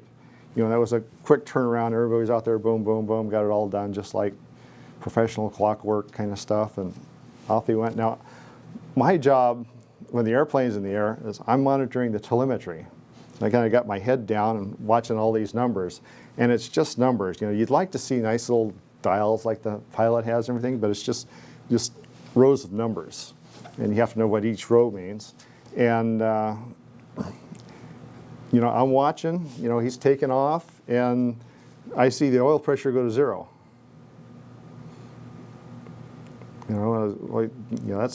That's not right. And I sound the alarm, but. They radio to Skip, but he's busy because his first indication was when the rod went through the side of the engine and took off the oil pressure regulator. So He and I knew at almost exactly the same time. Something was wrong. Yeah, I think it was one year, and we didn't have the airplane up there, and I was in the back seat. It's the year that Sherman had a big problem up there. But I have to tell you, you know, in that jet, you know, you're not hearing the sounds. You're seeing the speed from above, you know, but you don't really hear the sounds. And it's, for me, it wasn't a fun place. I mean, it just, you're missing the action. And as you know, when those unlimiteds are going, that's where the action is, and that's where you got the sights and the sounds. So up in the jet, it was kind of boring. I was coming down one day on the racetrack coming around 6th to down toward the stands. And the rudder on the airplane wasn't big enough. So the vertical wasn't big enough. So I had to always have the rudder on the airplane. So I used to take one foot off of the left side and put it on the right side so I had both feet on the right pedal. And I'd stand on the right pedal while it was racing. And anyway, coming down from pylon 6 toward pylon 8, the motor quit. It just signed off, and I was standing on the right rudder, so of course the airplane turned sideways. The airplane turned sideways, and I didn't know it, but it broke the top part of the rudder off the airplane, and that part of the rudder went flipping out over the fence. And what had happened is that it had run out of ADI, and this engine, which is a great motor, sensed it, so it just shut the engine down until it recompensated, and it cranked it back up. So the engine quit, the airplane went sideways. You know, I took my foot off the rudder, and about that time the airplane cranked up again. The engine, it came back to life again, and came back, and I noticed something was wrong with the airplane. It was kind of unstable, so I went in and landed. And then a guy comes walking over later in the day with a coat on, a suit on, and a tie, holding a big piece of metal, a big piece of orange metal. And he walks up to me and he says, "Hey, this flew off your airplane." And I said, "No, I don't think so," because he looked like an FAA guy. And he said, "No, this flew off your airplane." And I'm sure he was an FAA guy. And he said, "Nope, not our airplane." And then he says, "Yeah," he says, "I was over across the fence in my backyard, and this thing, I saw you go by, and this thing flew off your airplane." And I said, "You're not from the FAA then?" And he said, "No." I said, "Oh, it is our piece." So I took it from him. So we put the piece back on the airplane again and raced it. At 350, I was coming down the chute to start the races, and I had 8 airplanes off to my right wing, and I heard this noise. And when I heard that noise, I knew I was about to, I was running into a flutter problem, and I pulled hard on the stick, just as hard as I could, to get the nose up, because I'd lose the directional control. Anyway, I knew I was going to wipe out all of the airplane, but I didn't have a split second to think. I just heard the noise, and I knew what it was. It's flutter. And I snatched, and when that thing came off of the tail, it sent me sailing across the top of these 8 airplanes. If I hadn't have known what that sound was, but testing airplanes, I'd been in and out of compressibility dozens and dozens of times on different airplanes, and you may go a whole lifetime and never encounter flutter. But in flight testing, you're going to encounter it. That's just part of the job, and it's the most hazardous part of the job. But I used to keep very close tabs on any movement of the control surfaces. I wanted everything rigid, just like that. And that's all it takes, is just to have a little bit of shake, and it goes real bad on you at those kind of speeds, around 500. My only wild Mayday in Dreadnought, I mean, Dennis took the wind out of my sails on my one Mayday, but I did have one that, and you had one too. I had one that the thing dropped a exhaust valve, and so it stumbles down and it backfired, and I could hear it coming. So I'm pulling the throttle back and it backfires, and then it backfires again and again and again. And it's going boom, boom, boom, boom, boom in rapid succession. And I'm like, you got to be kidding me! I'm almost at idle, and this thing just keeps. And every time it backfires, it's sending a shock wave out through the induction. And I was literally watching the cowling stretch every time it backfired. Oh yeah, you can see the cowling. And when it does it the one time, I think I saw it move. But this time it's going boom, boom, boom, and it's stretching like, oh God, don't come apart. Just hang on. I kept closing the throttle, and I got back to where it quit backfiring, but it didn't have enough power to run. I could come up on the power a little bit and it'd start to shake and complain. And that one I actually had to, run a decent approach. Dennis, on the other hand, oh yeah, fails one and goes into a state of denial. Yeah. Which is a problem for just about everybody. Your first instinct is denial, unless it backfires. Then it's just, there's no denying that one. I can tell you, it was 95, Friday's race, leading the race, pulled the power back because I was leading, and it started to stumble. And I thought, well, I'll just pull the power back and the plugs will clean up. And then all hell broke loose. And and me being the calm voice of reason says over the radio, go for altitude. Go for altitude, that's exactly right. And then prop. He called the prop before I got to the prop. And it didn't go high and it didn't go far. It went from 380 knots to 2,000 feet and 200 knots, right by the home pylon. And I got the prop back, and it was shaking so bad I shut the mixture off and the fuel off because I was afraid of it ripping lines and getting a fire in the thing. I cut across the course. Remember, Tiger says always land on 1-4. It's 1-4. 1-4. They might as well not even look at them other runways because you're going to land on 1-4. It's Tiger. So remembering Tiger, I went that way. I'll tell you what else went through my mind. It's amazing. Things are happening pretty fast, but it's all very slow motion. I went, okay, well, Steve Hinton went this way in the Red Baron, and we all know what happened there. Danny Martin went that way and ripped all the landing gear out of his Mustang, and I thought, Lyle Shelton just landed really hard in the Bearcat that one year and blew the tires. I said, that's what I'm shooting for, blown tires. That's what I'm shooting for. And I turned across the airport, had it in a good left turn. I had screwed up my radios. One radio had gone bad, so I'd flipped the radio.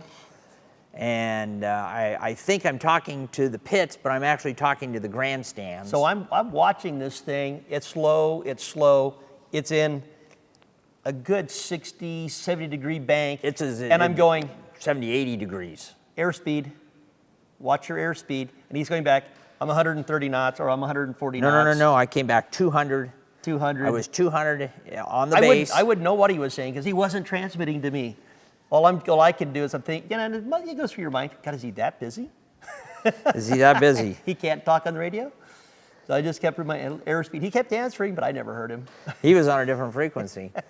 And I was 200 initially. Well, you could hear me, but you were transmitting on the other radio. Yeah, I could hear you because I had two radios. And then I transitioned to, I came through 180, I geared down, and I held down to 170, 160, 150. And it disappears behind the hill for us from the pits. In a hard turn. And of course, as it's coming at you, you can't judge speed. And no gear. So can't see the gears we're out. going, you just wait. You're either going to see dust, smoke, or it's going to come rolling over the apex. And well, it went behind the hill, wings vertical. Okay, because I was trying to get it to turn, and I remember thinking, if it starts to buffet, it's wings level into the desert. That's where we're going. But I had 150 knots still, clean wing. I didn't have any flaps. And behind the hill, and I ran it as low as you can go. And it was flare and roll, one motion. Flare, roll, and rolled it out, and I stopped the rate of descent because I was 150 knots. And full flaps, pushed the prop forward, and onto the ground. And it was all good, and I coasted up turned off the runway, left the mains kind of on the runway and the tail in the dirt. And the crash guy comes up, everything good, thumbs up, take my helmet off, set it down, take off my gloves. The airplane's clean. I mean, there's nothing on the airplane. Well, other than the normal oil. Normal oil, but yeah, but there's no big, not like Argonaut when CJ blew it up. It didn't smoke, it didn't do anything. It just wouldn't run anymore. Yeah, it wouldn't run anymore. And we'll go back to why it wouldn't run. But I get out of the airplane, and screw up my footing and go flap on the back of the wing. Meaning you stepped in the oil. Stepped in the oil, slid off the wing and landed in the dirt. And I thought, they're going to find the airplane. It's fine. Pilot unconscious next to airplane in dirt. And it took your helmet off too early. You should have left it on for should have left my helmet on. But that it broke a rod, and that's what did the whole deal. And the rod kept flying around, and it started messing up all kinds of things. It was really messy. Now my favorite video is shot out of the tail of Tsunami. And they all land on, not on 1-4, but on the opposite of that, 3-2? Yeah. Because of the wind. And I don't, somebody lands, goes to the end, shuts off. Tsunami, out of the race, only one airplane was flying. Yeah. Well, Dreadnought. Or did Rick? Tsunami was okay. Yeah, but he maydayed. No, I don't think Steve maydayed. He taxied off. Well, anyway, everybody goes to the end, and Rick pulls up and he stops right next to Tsunami, and you can kind of, is Dreadnought in the video? Or Dreadnought's in the, you can see the cowling in the propeller. Okay, so he's right here, Steve's right here in Tsunami, and Lloyd lands in Furious, and he's coming down the runway, and the thing gets out of shape. And it's going sideways, and it hooks back up onto the asphalt. Pointed right at Tsunami, and Steve sees this huge Sea Fury coming at him, and he goes to get out of the airplane, and his parachute catches on the canopy, and he is panic-stricken for about, what, a second. And his arms are flailing, and then the Sea Fury goes by, and he sits back down, and Rick's in the Next thing you see is Dreadnought starts cranking. and Steve is like, did you see that? Did you see that? And Rick is... Dude, it's a starter. He says, we're out of here. I'm not sitting here any longer. Yeah, it's dangerous parked on the runway. We have progressed with this airplane beyond really what anybody else has done out there. And unless somebody really steps up with a bunch of knowledge and gets smart, I don't think anybody's going to run with us. I don't think we'll see that rivalry again. Back in those years, for 10 years there, they won 5, we won 5, so it was a good battle. And I had some heck of a races with Lyle Sheldon back in those days. But we've just progressed so much, and nobody has seemed to stay with us. But you know, we're just old farm boys out here in Bakersfield, you know, and we kind of don't know very much. But you know, most of the time, I try to wear a hat kind of like this, you know, like we just really don't know. But let me tell you this about that. We got our shit together.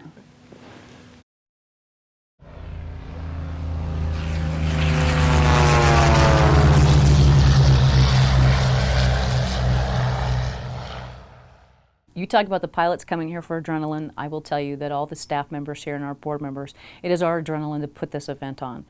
Dad used to talk about having an adrenaline rush and becoming an adrenaline junkie. And every time I go and fly the Sea Fury, it's an adrenaline rush. I mean, you pull out on the runway and you put 2,000 to 2,500 horsepower, you know, and the thing comes into the air at, you know, 100 knots. If you fly it near its limit, you're going to run over 400 miles an hour at some point in your flight. And then, of course, Dennis and I are both doing an aerobatic routine in the airplane, and it is a rush. Sorry, Tiger. Yeah. Tiger says his airplane goes 511 or 510, but nobody has ever seen it except Chuck Yeager chasing him supersonically in another P-51. But anyway, the only airplane that's gone 500 at Reno is Dago. And you win it. Yeah, with me in it, yeah. I wasn't really in it, but, you know, I wasn't. My alter ego was in it. And actually we got the Townsend Trophy for that flight. And every lap was over 500.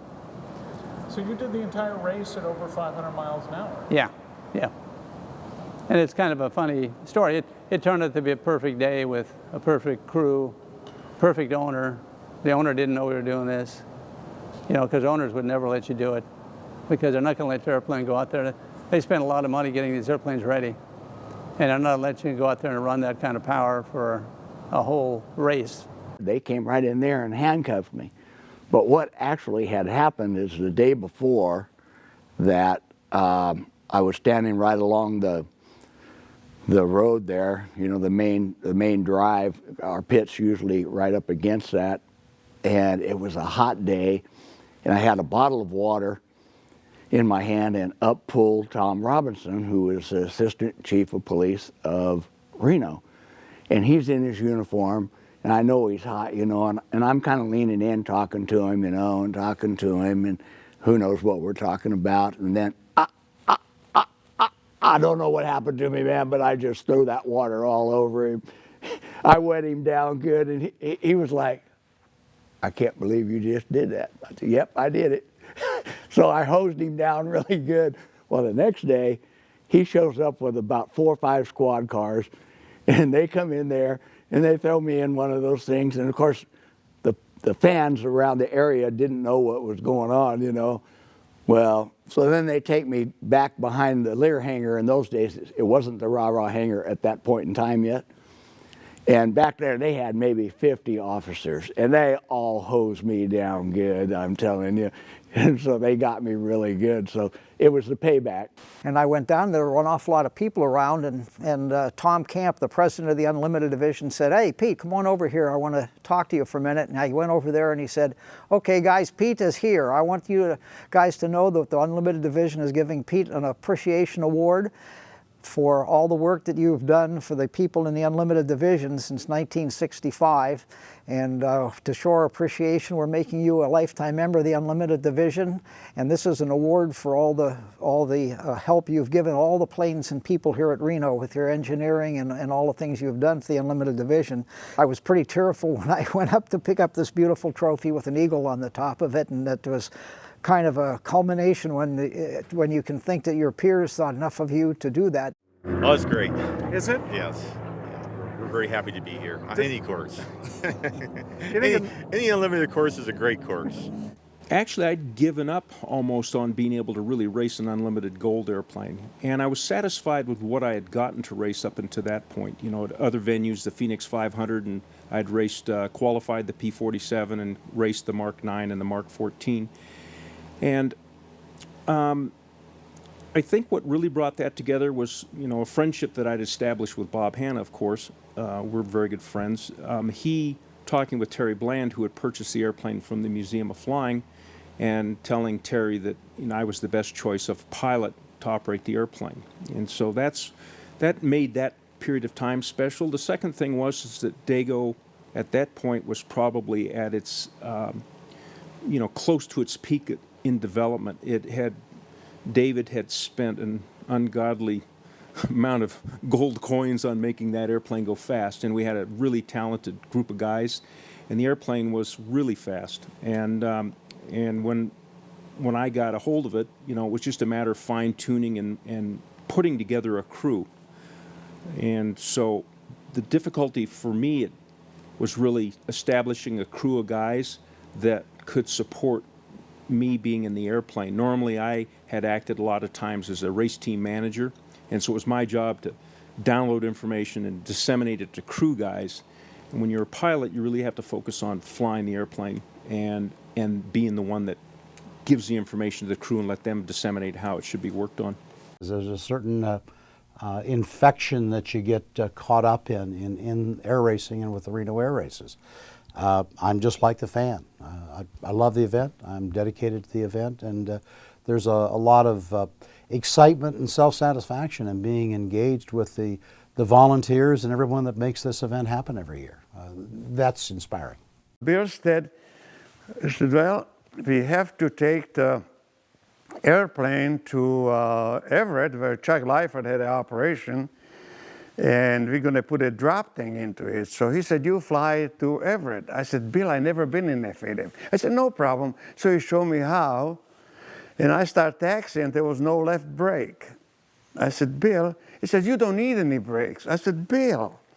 He said, no, you fly to Everett, and we're going to fix everything up there. So I went to Salem, Oregon. I landed.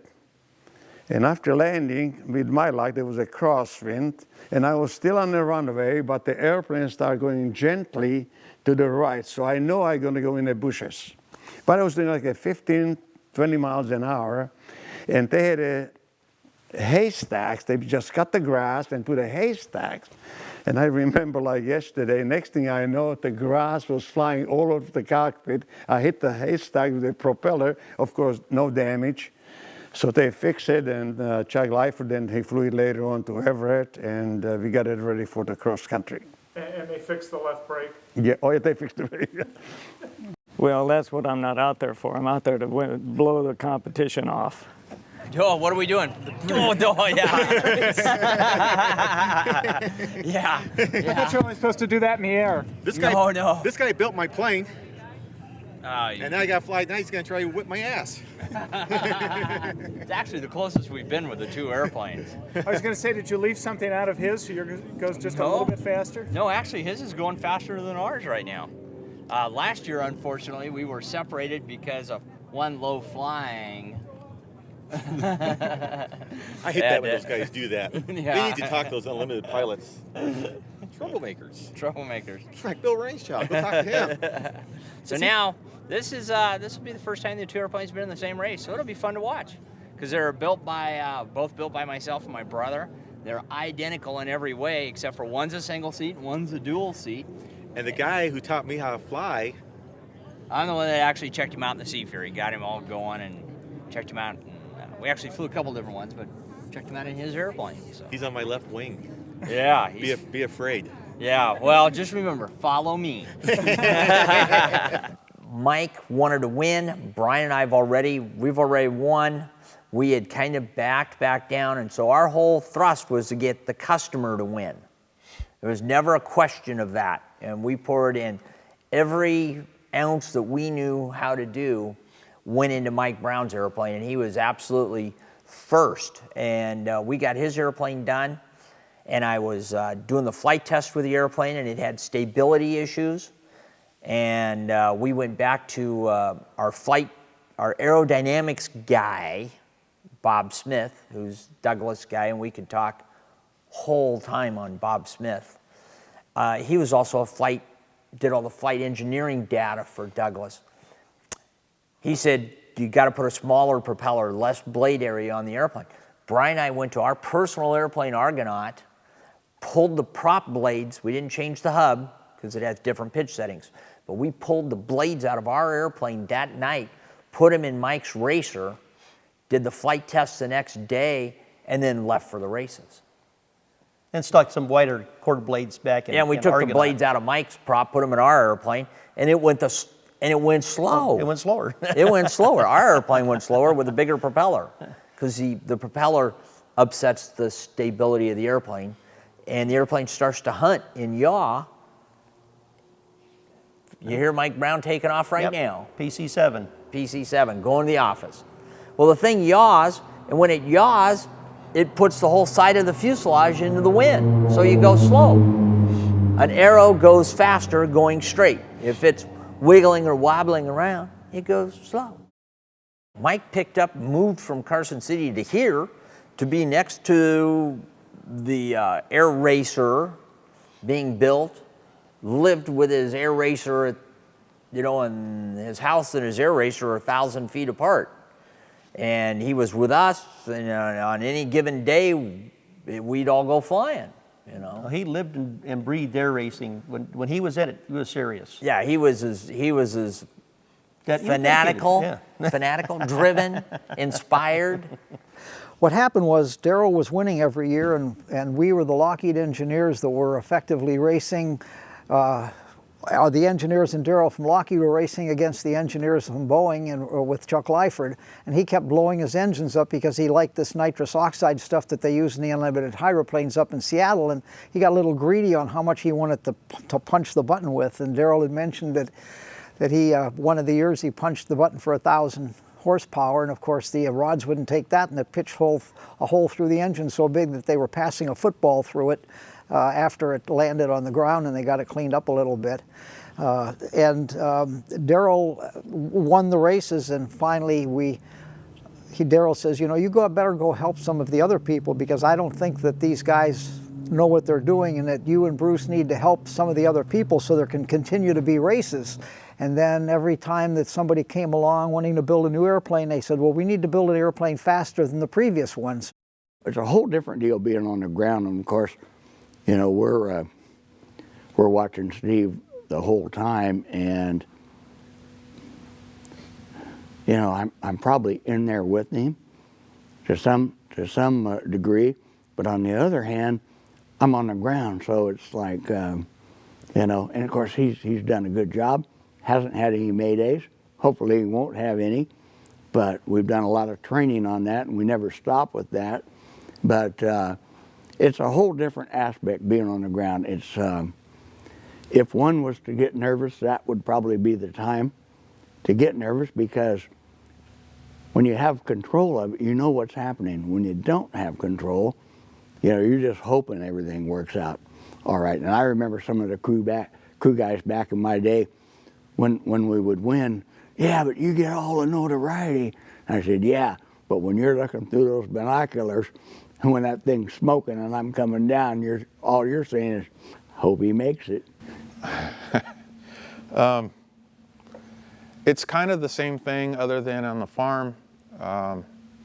It's a production scenario out there that happens every day. So you just have to do with the best you can do with what you have. The airplane thing is just the opposite.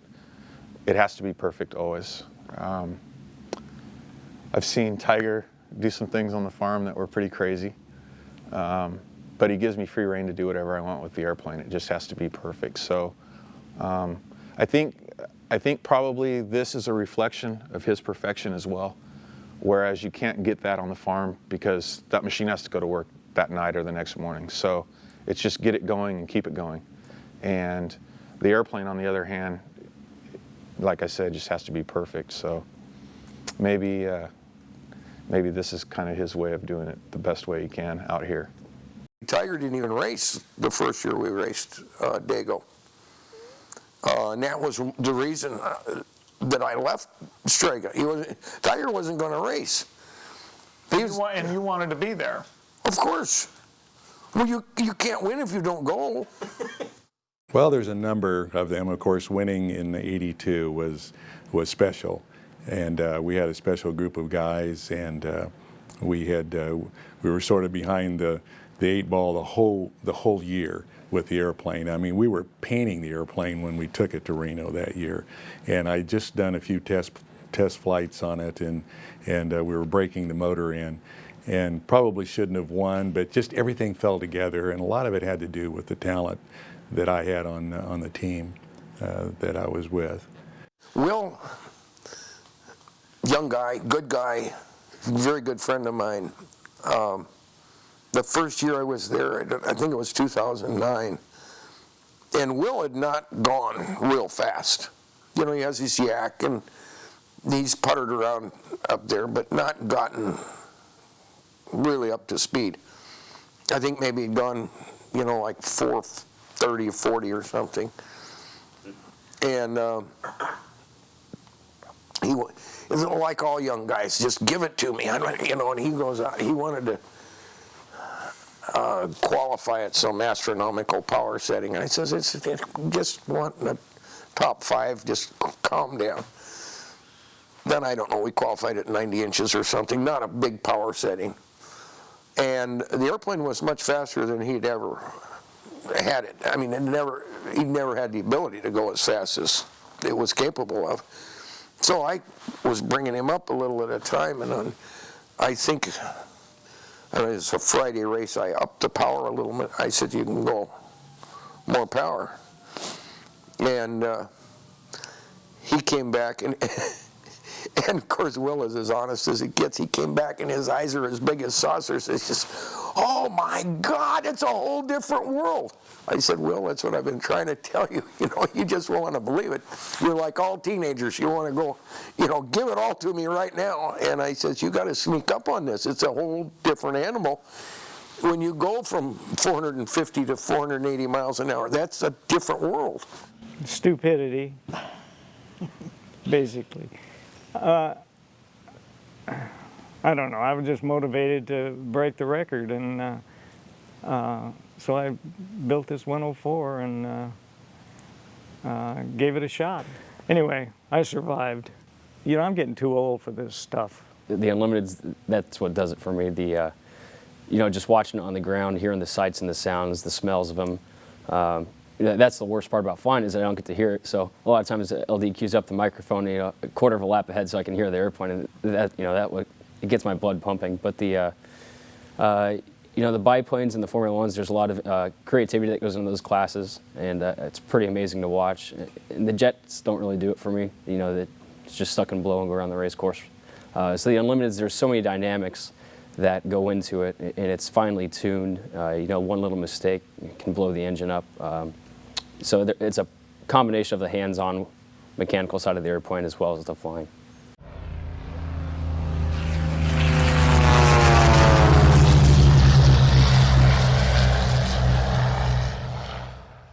We're moving forward, just like Mike Houghton has said. We have an event that we truly love, and we are truly blessed to be able to put this event on. Yes, the crash and the loss of our fans was horrific last year. I must say that I lost a very dear friend, Jimmy Leeward. Jimmy was like a father to me, to be very honest with you.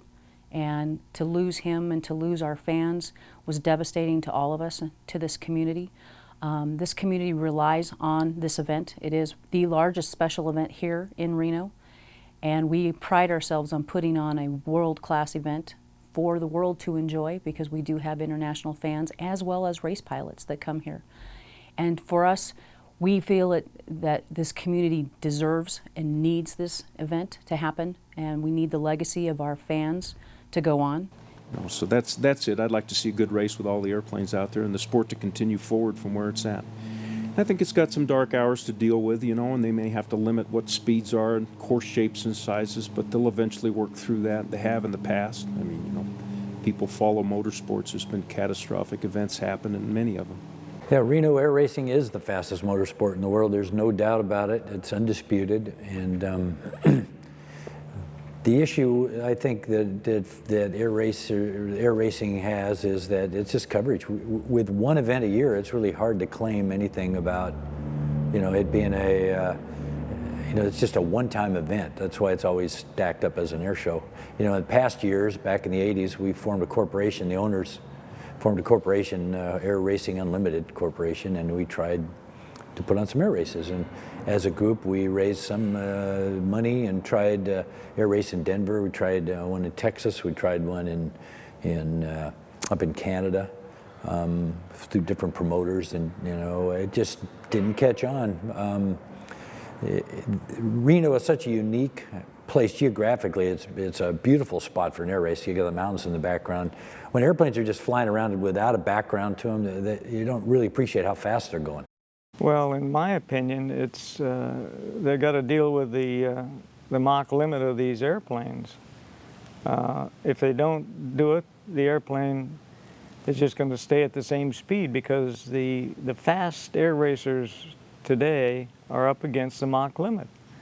And there's nothing they can do about that without making severe modification. Number one, hydraulic flight control systems to extend it. And right now, most of the airplanes are Second World War type airplanes, which are good airplanes and strong airplanes, but the aerodynamics are not there for the high speed. They were built for different things, for dogfighting and range and things like that. Well, it's a different animal trying to go fast around a course. I got together with Bruce Boland and Pete Law and you know, figured out what is the next class or the next capability in Unlimited. Excuse me. And we figured out that you know, the speeds on the course at Reno in the Unlimited class are approaching the Mach limit for these airplanes. And so we looked at that and decided, let's build an airplane that will have an extended Mach limit. In other words, the reason they're limited is because the shock wave actually gets on the flight controls. The critical Mach number is the biggest drag part of the critical Mach number, besides the flight control part, is the fact that the drag of the wing with the sonic wave moving along it along on the top of the wing causes the highest increase in drag, because the wing is very large in area, and the shock wave being all the way along from one end of the wing to the other just causes a gigantic drag. And unless you make the wings thinner and have a different taper to them, they're going to continue to be critical at between Mach 7/10 and Mach 0.72, maybe even Mach 0.74 if you could get a really computer-designed wing that you could make work. And it's like this, going supersonic. And because the shock wave is pushing force on the ailerons and the elevators, and that's force back to the stick. Well, the F model came out and it was hydraulic, not boosted, but solid, so the shock wave couldn't push the controls around. And so anyway, we designed this airplane, or Bruce Bolin designed it with hydraulic flight controls, F-86 tail and hydraulic locked controls. So the controls didn't move the pilot moved the controls. And so then we decided, you know, on the engine, what's the best engine? And of course the 4360 is the biggest engine, and big is more horsepower.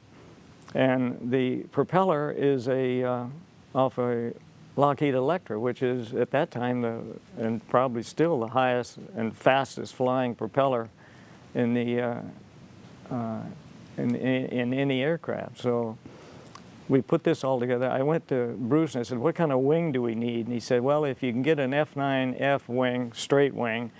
Biggest thing that we could do, that Bruce and I thought was the best thing to do, would be to build a 4360 powered racer, which Darrell then did build, which is 80% finished, like Darrell had indicated, as the ultimate racer.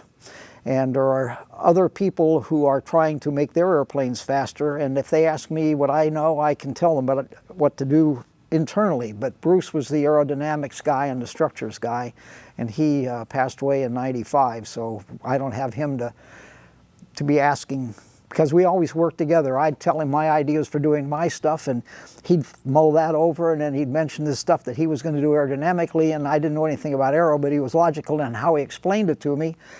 So I said, okay, that sounds good. Bruce, I'm glad you know about propellers and aerodynamics and structures. I'll take care of the rest. It's going to take some more work, but I've got all the parts. It's just a matter of putting them all together. I don't like that word limit. You know, there was the speed of sound. That was the limit. Nobody was ever going to go faster than that. And then, you know, that got broken. And now the speed of light, you know, you can't go faster than that. And that's all everybody knows. That's a crock. No, I don't think there's any limits. I mean, that's silly to think that way. There are things that haven't been discovered yet. There are things that haven't been implemented yet. And no, there are no limits. I don't believe it. In 1996, well, that's a long time ago, I proposed a new class of racer. And I talked to the guys at Reno, and I gave speeches on it, and I talked to everybody till I was purple, and nobody wanted to get involved in it. But it was a 777 cubic inch class. And the reason that I did that, took all of these big old World War II engines out of the equation, because I think there's a lot of automotive power plants that can be utilized in an airplane. So, you know, I originally said 750 cubic inches, and then it came to me one night. I was giving a speech, I don't know, at a NAG banquet or something. I says, it can be anything, but, you know, it just clicked. And I said, why not 777? Because when you pull the handle on a slot machine, 3 sevens is the payoff. So there's a connection there anyway. I don't see a new generation of unlimited airplanes being built from the ground up to race out here at Reno. That has been attempted in the past, and tragically, each one of the airplanes that was built from the ground up has perished.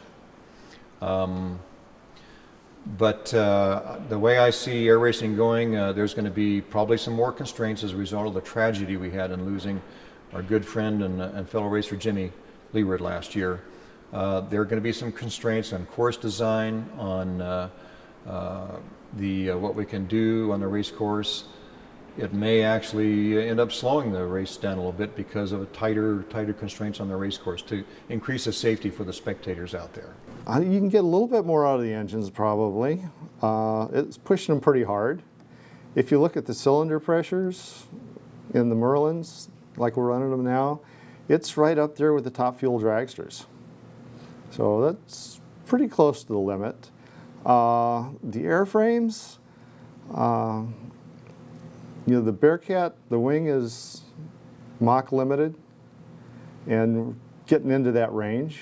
The Mustang, the propeller's about in that same Mach limit. And you know, if it's a hot day, they can go fast. If it's a cold day, speed of sound comes down and they can't go as fast.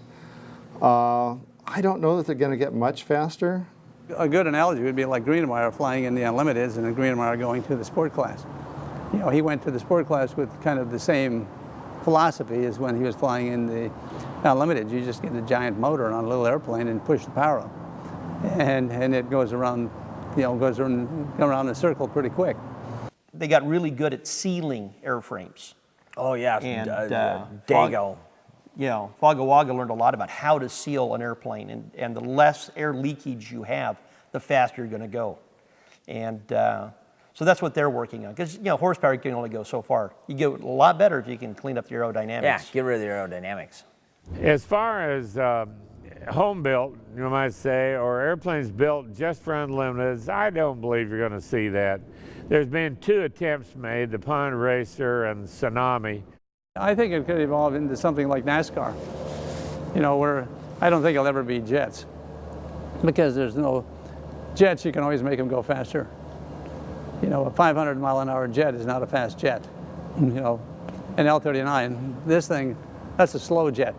So what you're doing is you're doing fast racing with a slow jet, which makes you wonder, is it a, how do you really, in your mind, say, I've got a slow jet, I'm going fast? No. I've got a fast jet, but I'm really going slow, or something like that. But 500 miles an hour in a recip is doing something, because there, you know, things blow up, pieces fall off. I mean, all kinds of stuff, and that's what the audience really comes for. You know, I think they see it in NASCAR and they see it in, you know, the participants are pretty savvy when it comes to watching a race. And they can see when it's really a race and when it's really not a race. There's only so much horsepower you can glean out of one of these things. We can build more horsepower with maybe a round engine, but then the weight factor goes up. You have to carry more liquids. It's just weight. And when you start pulling 4 or 5 Gs, you know, that weight kills you. As evidenced with, for instance, Sea Furies, you know, they're a pretty heavy airplane on the get-go. So I don't know, you know, somebody could build a purpose-built airplane, but will it actually beat us? It's possible, but they better have some smart boys that know something about air racing. It boils down to it ain't easy, and you can put all the stuff you want on paper, and yeah, it's going to do this and it's going to do that, but reality is it usually doesn't. The truth of the matter is, I think the airplanes are very close to the maximum speed that you can gain from them. Sure, more refinements, but the basic design is just not supersonic, and you're getting up in that area where if you hit rough air and you're going that fast, you stand a real good chance of having something fail on you. And on air racing, at those kind of speeds, and I'm not trying to scare everybody to death, but you hit a lot of rough air, and if you're in somebody's wake, and I sure wouldn't like hitting rough air in any one of the War II airplanes at above 500. Will we be able to go faster? With the right design, easily. But with those older airplanes, the shape of the wings and the shape of the relationship of the wing to the fuselage and everything about the airplane was only designed to a certain limit because there was no knowledge about compressibility back in those days. Take a look at the purpose-built racer. We've had 3 of them show up, and all 3 have been fatal. But if you look at World War II fighter aircraft, and almost any of those aircraft, the prototypes did not survive. Prototypes didn't survive. You know, prototype Mustang, you know, crashes. But the difference is that when you had a problem with, and let's just use a Mustang. You have a problem with the Mustang, and it crashes. They investigate it. They figure out what went wrong. They implement a change. That change is then implemented in the field to all the other Mustangs. And what you had were not just Mustangs being flown, they were flown in combat. They were, you know, the most severe flight regime. And you had a huge talent of engineers and money behind those projects. So when you look at the Mustang, it's the product of a lot of flight tests, a lot of changes. You go to, and let's just take Tsunami. Tsunami had a failure which, I mean, it was built by some extremely talented people.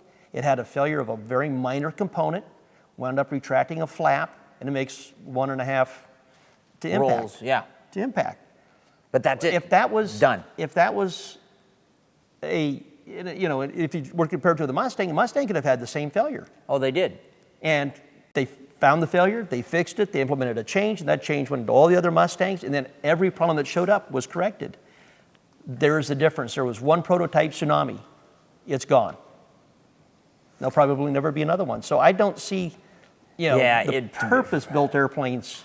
From where Brian and I are thinking is take something that's proven. It has, you know, thousands of hours of flight time on it. It's proven itself. Improve upon that. The starting off from a clean piece of paper has a lot of. And the Pond Racer, I mean, they sunk a huge amount of money in it. The best it ever did was. It just didn't. Bottom of the bronze. It just didn't. Whether the hot water 12s will dominate or the big round motors will dominate, that kind of goes in waves, it seems like. There were years where the Rare Bear dominated and no Merlin could catch him. And then there have been this last several years, Strega has been performing very well. Voodoo did very well last year and the year before also. But I don't think it's ever going to say from this point on the V12s are going to dominate. From this point on the round engine is going to dominate, because it all has to do with system integrity, the capabilities of the crew to keep the health of those engines, and it's just kind of a give and take type thing. It goes back and forth. The important thing is how the airplane is designed initially, the structural integrity. If you go 800 knots of indicated airspeed, that's a certain dynamic load on the inlets on a whole airplane. And unless the airplane is designed for that as its design point, and of course it has to be able to go higher than that as a reality, even though you can always overspeed something designed for 800 knots. But if you don't design the airplane for 800 knots or better and build it that way for some specific reason, there will be no way that they'll beat Darrell's record. The Bearcat was a great airplane too.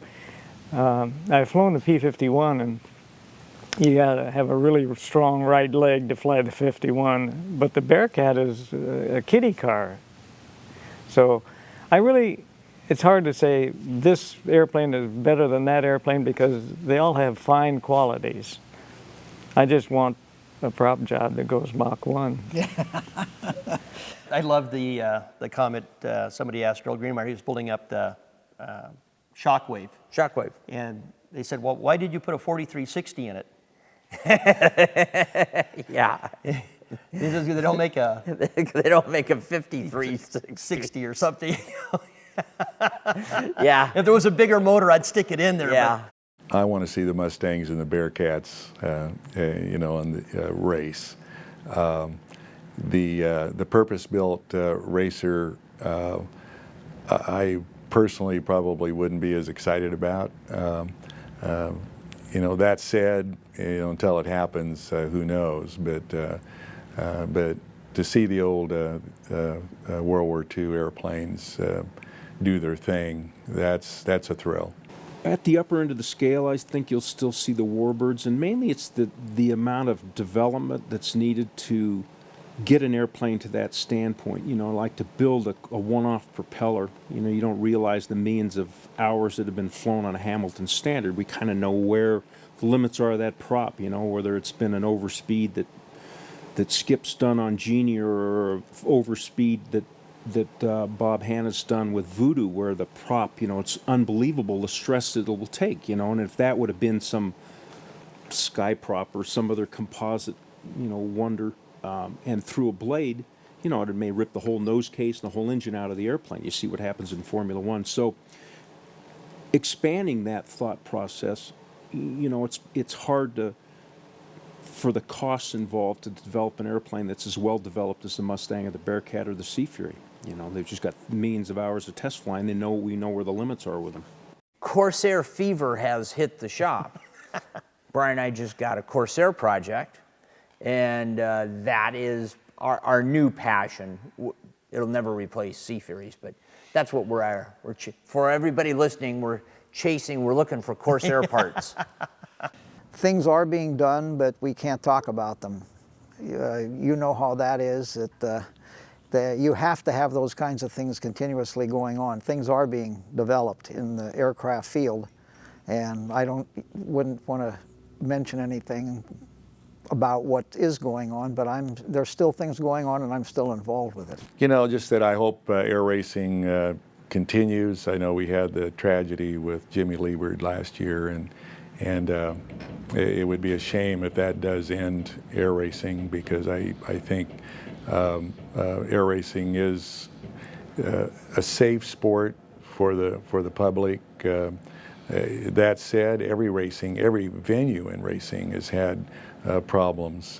There is some danger involved, but I think the safety that's in place now is certainly adequate. Thinking back on Leeward's accident, he was an excellent pilot. I've flown with Leeward.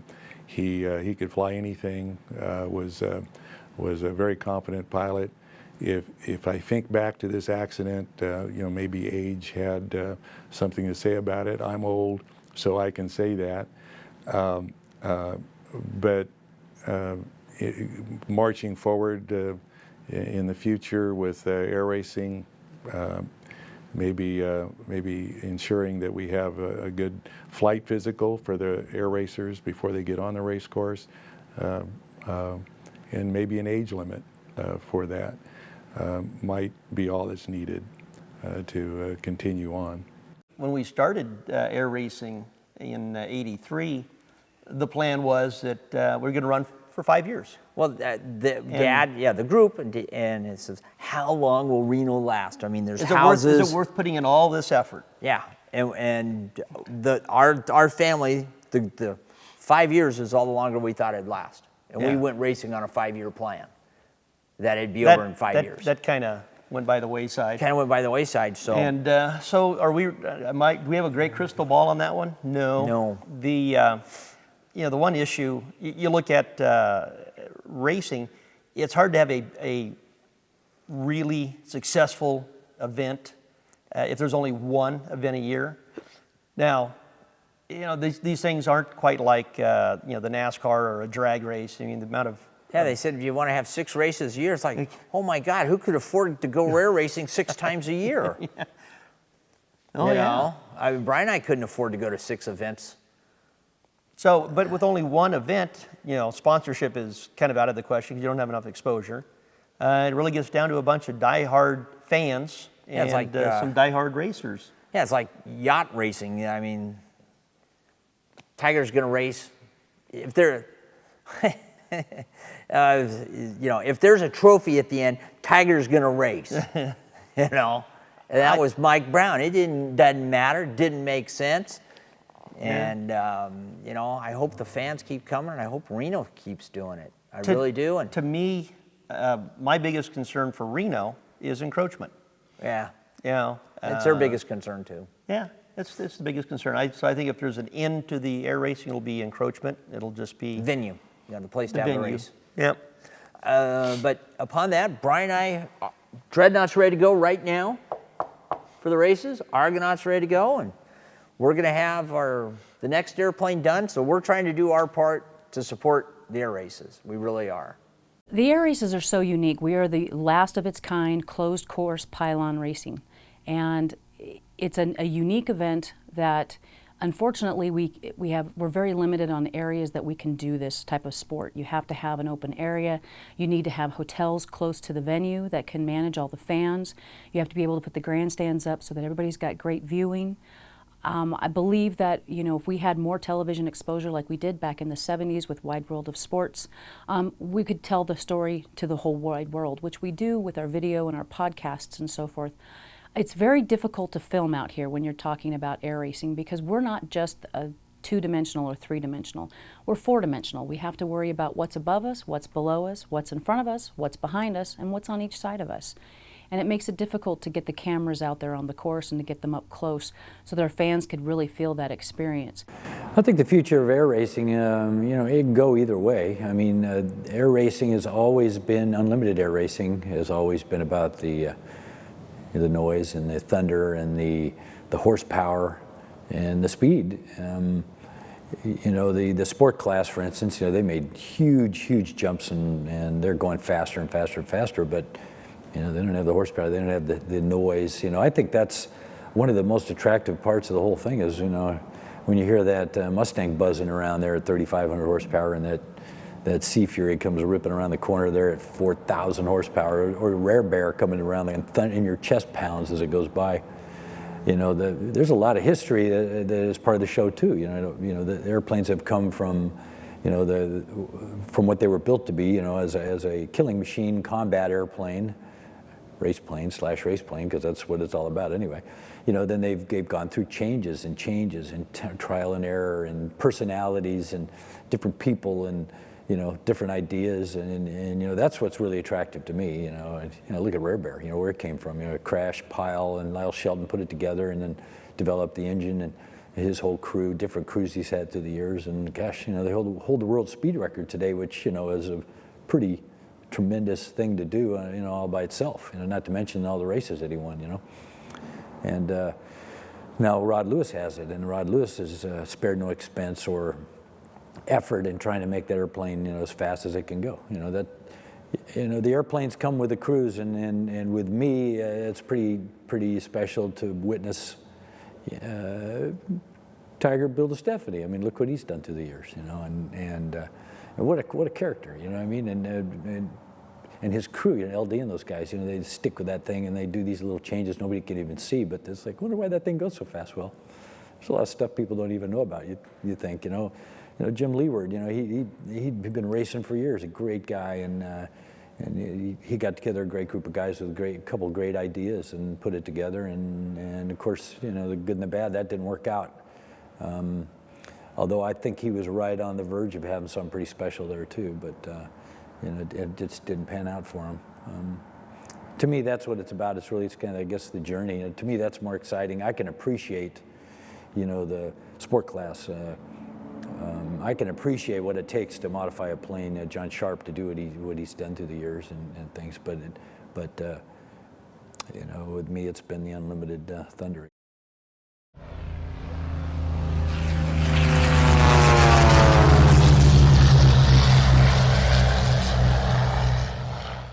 It does, but you know, there was a couple of years ago I had some, you know, just wasn't paying attention as well as I thought I should with the airplane. I mean, I was flying the Mustang, and it was, for me, like getting in the Corvette or getting in the Camaro. It's just like, you know, after a couple thousand hours of flying, when you just jump in it and go.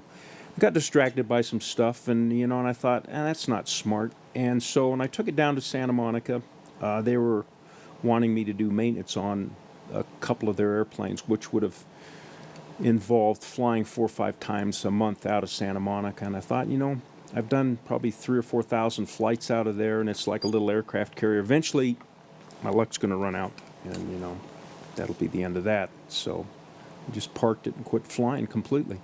And I went on for a couple months, and then, you know, pretty soon 6 months, and I just never got back in the airplane again. So the same thing that transpired for my air racing kind of carried over to my flying in general. And I flew for 33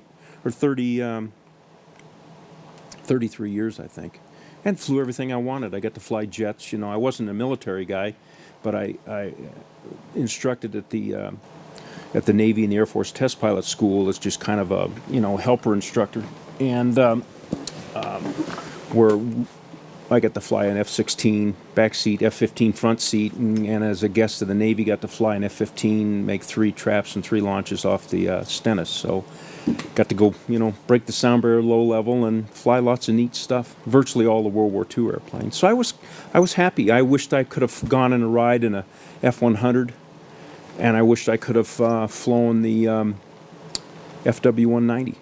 But, you know, that was about, I didn't have a twin rating, so I never flew the P-38. But pretty much everything else I got to do. And after a while, it becomes, you have to move on with your life and do something else.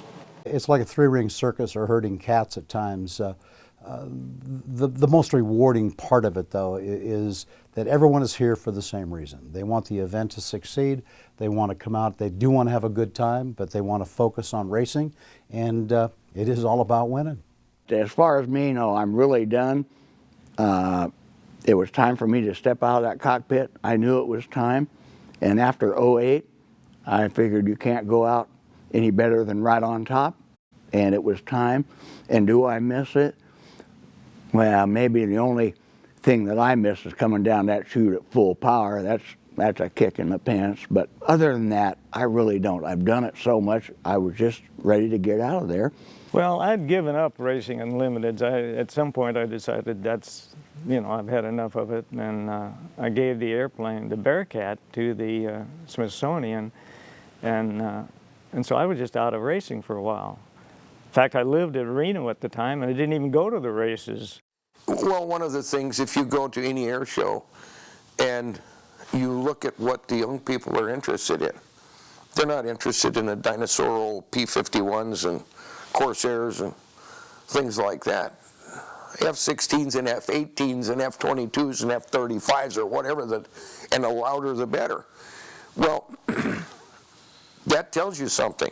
That tells you the young people. I mean, it would be like me, you know, thinking about racing World War I airplanes. It doesn't get it. You know, I had a taste of unlimited racing, and I said, well, that's enough. Let's go for something else. So let the other guys prove themselves. And again, whether that means that I'll be in the seat or Stuart's in the seat, it really doesn't matter, because this is a team effort. And if I'm in the seat, I'll race as aggressively as I can. As you can see, if you look at my gray hairs, I don't have another decade out in front of me. I still feel like I'm on top of my game, but I'd be darned if I'm going to be one of those people that's hanging around too long and have the other competitors, our fellow racers, saying, you know, I really shouldn't be doing that. So that time's not far off. My life's goal when I started into this was to win Reno and set a speed record. Done. And that was terrible, because what do I do now? You know, these things just kind of happen, you know. You don't have any set, you have a lot of goals in your life, but you know, nothing is in cement. You just kind of take a path and see where it takes you.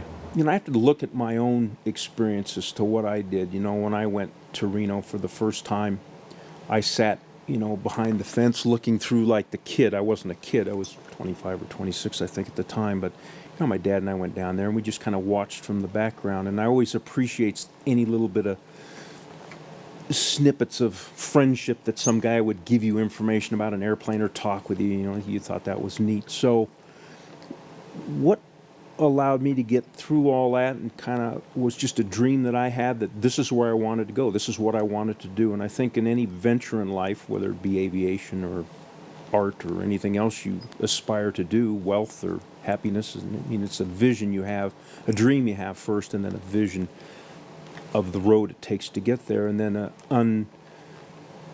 unwavering dedication to get there. And so whether, here I am living in Alaska, no warbird experience, and all I wanted to do was go for a flight in a P-51, which John Maloney, did for me. And beyond that, just doors started open and I continued up the route.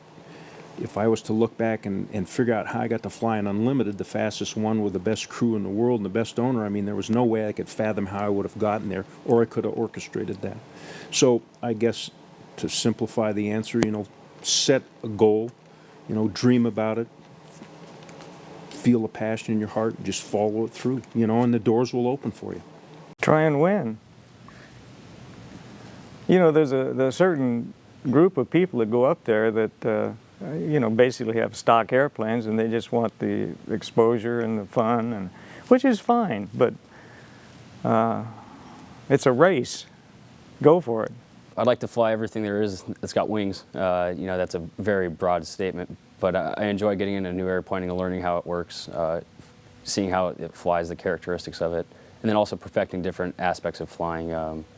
When you start out, you're trying to grease on the landing or three-point landing. And now it's gotten to, better lap times, so better flying, more precise flying, and then aerobatic flying, not so much in the pits, but doing, like Mustang formation aerobatics or something like that, to where you're really trying to hone your skills. I think that's probably the key.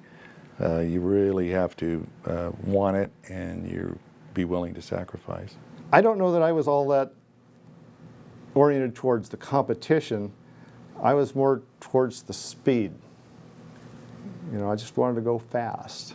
There's absolutely no money in racing. There's no reason why you would go out and spend $2 million on a Mustang, spend another $500,000 on making it race ready, doing your modifications, making sure that you have a spare engine, so there you're going to spend another $200,000 probably on a spare engine. Then to be able to come to Reno, get your crew here, make sure that you have your pit set up ready to go with all your spare parts, bring all your food and beverage, bring your closest friends and family, spend money on a hotel, and then if you're in the unlimited class and you come out and you've spent about $2 million, $3 million to come out and race in Reno, and you come out and win every single heat, by the time you're done on Sunday afternoon and you've won your gold heat, you'll receive a check for about $180,000. So you can't tell me there's money in air racing. Be more than just a stick and rudder guy. You got to know, you got to come back and give the owner some analysis of what you did. So either through, if you can't remember it, then use a camera or do something, but come back with some, and you can read a lot. Yeah, I want to win next year. The next race, I want to win the next one. All that stuff that happened before doesn't count for anything. The only thing that counts is the next race. Racing probably won't happen for me any longer. I think we've talked about this. Age, I think, plays a part in not racing at some point in your life. But I think I still have a lot of flying left in me, and I've made a deal with my sons, who both fly, that when I get where I can't pass a physical any longer, they're going to have to take me up and let me fly. And so I should be able to fly right up to the end. I've done some writing occasionally for Air Classics, and I always have in the back of my mind a story that would be worthwhile to write, and in a long novel form or something along that lines. That'd be fun to do. I'm done flying. I'm done. I've gone as fast as I ever wanted to go. I've been as competitive as I wanted to be. I've been far more successful than I ever dreamed in those sports, and basically I've gotten to live 3 lifetimes in one. So at this point, I'll be 60 coming up. I love the water. My brother used to sail a lot, and I envision myself sitting on the deck of a sailboat having a margarita. It's a pretty high-risk business, and well, it's like, in my own case, I have a son, and he never had any interest in aviation, but he flew a lot with me because we'd go on trips. I'd take the family to Mexico or all over the country, scenic trips. When I was going someplace, I just bring them along.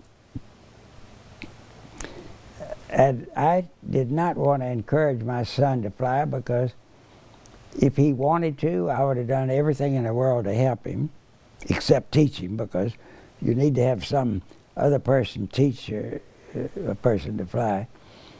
And I decided if he learned to fly and decided he had to try to live up to my background without ever being able to get that kind of experience, because it couldn't happen any time except like that era that I was in, where the war was going on. But I never forgive myself, and I never encouraged him. And I don't encourage people to go air racing, but if they come to me and talk about it, I'll share anything I can with them to give them more information. I'd like to see the altitude record taken away from the Russians, and I'd like to see my low altitude speed record taken away from me. Do you think that will happen with today's airplanes and engines? Well, I hope. I don't know. I think the Air Force or the Navy or the Marine Corps ought to get busy and do it. I learned from that there's an aerodynamic problem here when you start going those astronomical speeds. And I don't think to have good competition, you need to go really that fast. Early on, you set your sights and you have certain standards. You know, my standards were always try to just get it done, whatever it took, and do our best. That's all. At the end of the day, if you did your best, that's all you could do. You know, do your best with what you got, and a lot of times we won mechanically, and a couple times we won because of flying. You know what I'm saying? Just by the luck of the draw. Sometimes somebody makes the wrong turn, and I didn't. You know, or somebody did something different, and I did something different. You know, and that's happened a couple of times, and that's a good feeling too. I enjoy working on it just as much as I do flying it, and I think that if I wasn't working on the airplane, I'd go crazy in Reno. It's such a circus anyway. It gives me something to focus on. And the guys that we have on the crew are real good, so it's not necessarily I need to work on it so I can double check the work. That's not the case at all. It's just something I really enjoy doing, and like I said, it keeps my mind on the airplane. I feel like I'm in touch with the airplane better. I know how the systems work. You can kind of diagnose things and troubleshoot it or feel it better, as opposed to climbing out of an airplane, you just fly and say, well, it didn't fly right. You know, what was wrong? Well, I don't know, it just didn't fly right. It's not helpful to the crew. You know, your crew's only as good as the pilot. If the pilot comes back and says, this is the problem, or this is the general area to look in, you have a much better chance of fixing it and going out there and doing better, as opposed to having a blank range. Racing is special, and there's something about that is very difficult to replace. And as far as flying, you know, I still like to fly. I still get out and fly. I love to fly. I still love to race. You know, so we'll be there. One thing about the smell of aviation fuel and exhaust, once it gets in your system, you want to stay around it as much as you can, and that's the case for me as well. You know, Dreadnought happened because of the Super Corsair, when Frank and his stock Sea Fury couldn't even stay in the same sky as the Super Corsair. I mean, not even. You know, he thought, oh my God. So he came up with putting the R4360 on the Sea Fury.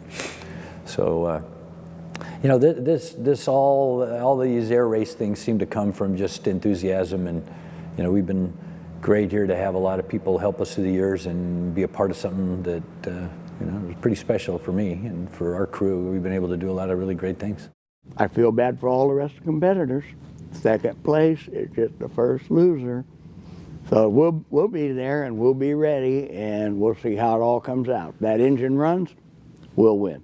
It's all about passion, really. I think that's really what life is all about. You know, if you're passionate about something, and it becomes easy. If you're not passionate about it, you might as well hang it up. Any landing you can walk away from is a good landing. Any landing where you can use the airplane again, it's a great landing. When you start flying, you basically start with two bags. So you've got the experience bag and the luck bag. And he said, you know, you're fortunate you start with your experience bag basically, or your luck bag basically full, and your experience bag is virtually empty. And as you go about your day-to-day routines of flying and the events happen, you'll have many close calls and, you know, almost gotchas and, you know, almost hit stuff or whatever, scud running in Alaska. He said each time that happens, you'll kind of unknowingly take some out of that luck bag and you put it in the experience bag. And he said that the really gifted pilot is the one that is somehow subconsciously aware of the fact that he's removed that last bit of precious luck and put it in the experience bag, and realizes that. And when he comes in and lands and taxis in for the last time, basically, you know, he shuts the mags off and pulls the mixture to idle cutoff, and, you know, sits back and listens to the gyros spin down as his prop comes to a stop, and just reflects on his life of flying and go, God, what a great experience this has been. But eventually all of us run out of luck, and you get out of the airplane that last time and you shut the door and you smell the things and all the aromas and the aura that goes on with it, and you turn your back and you walk away and you never look back.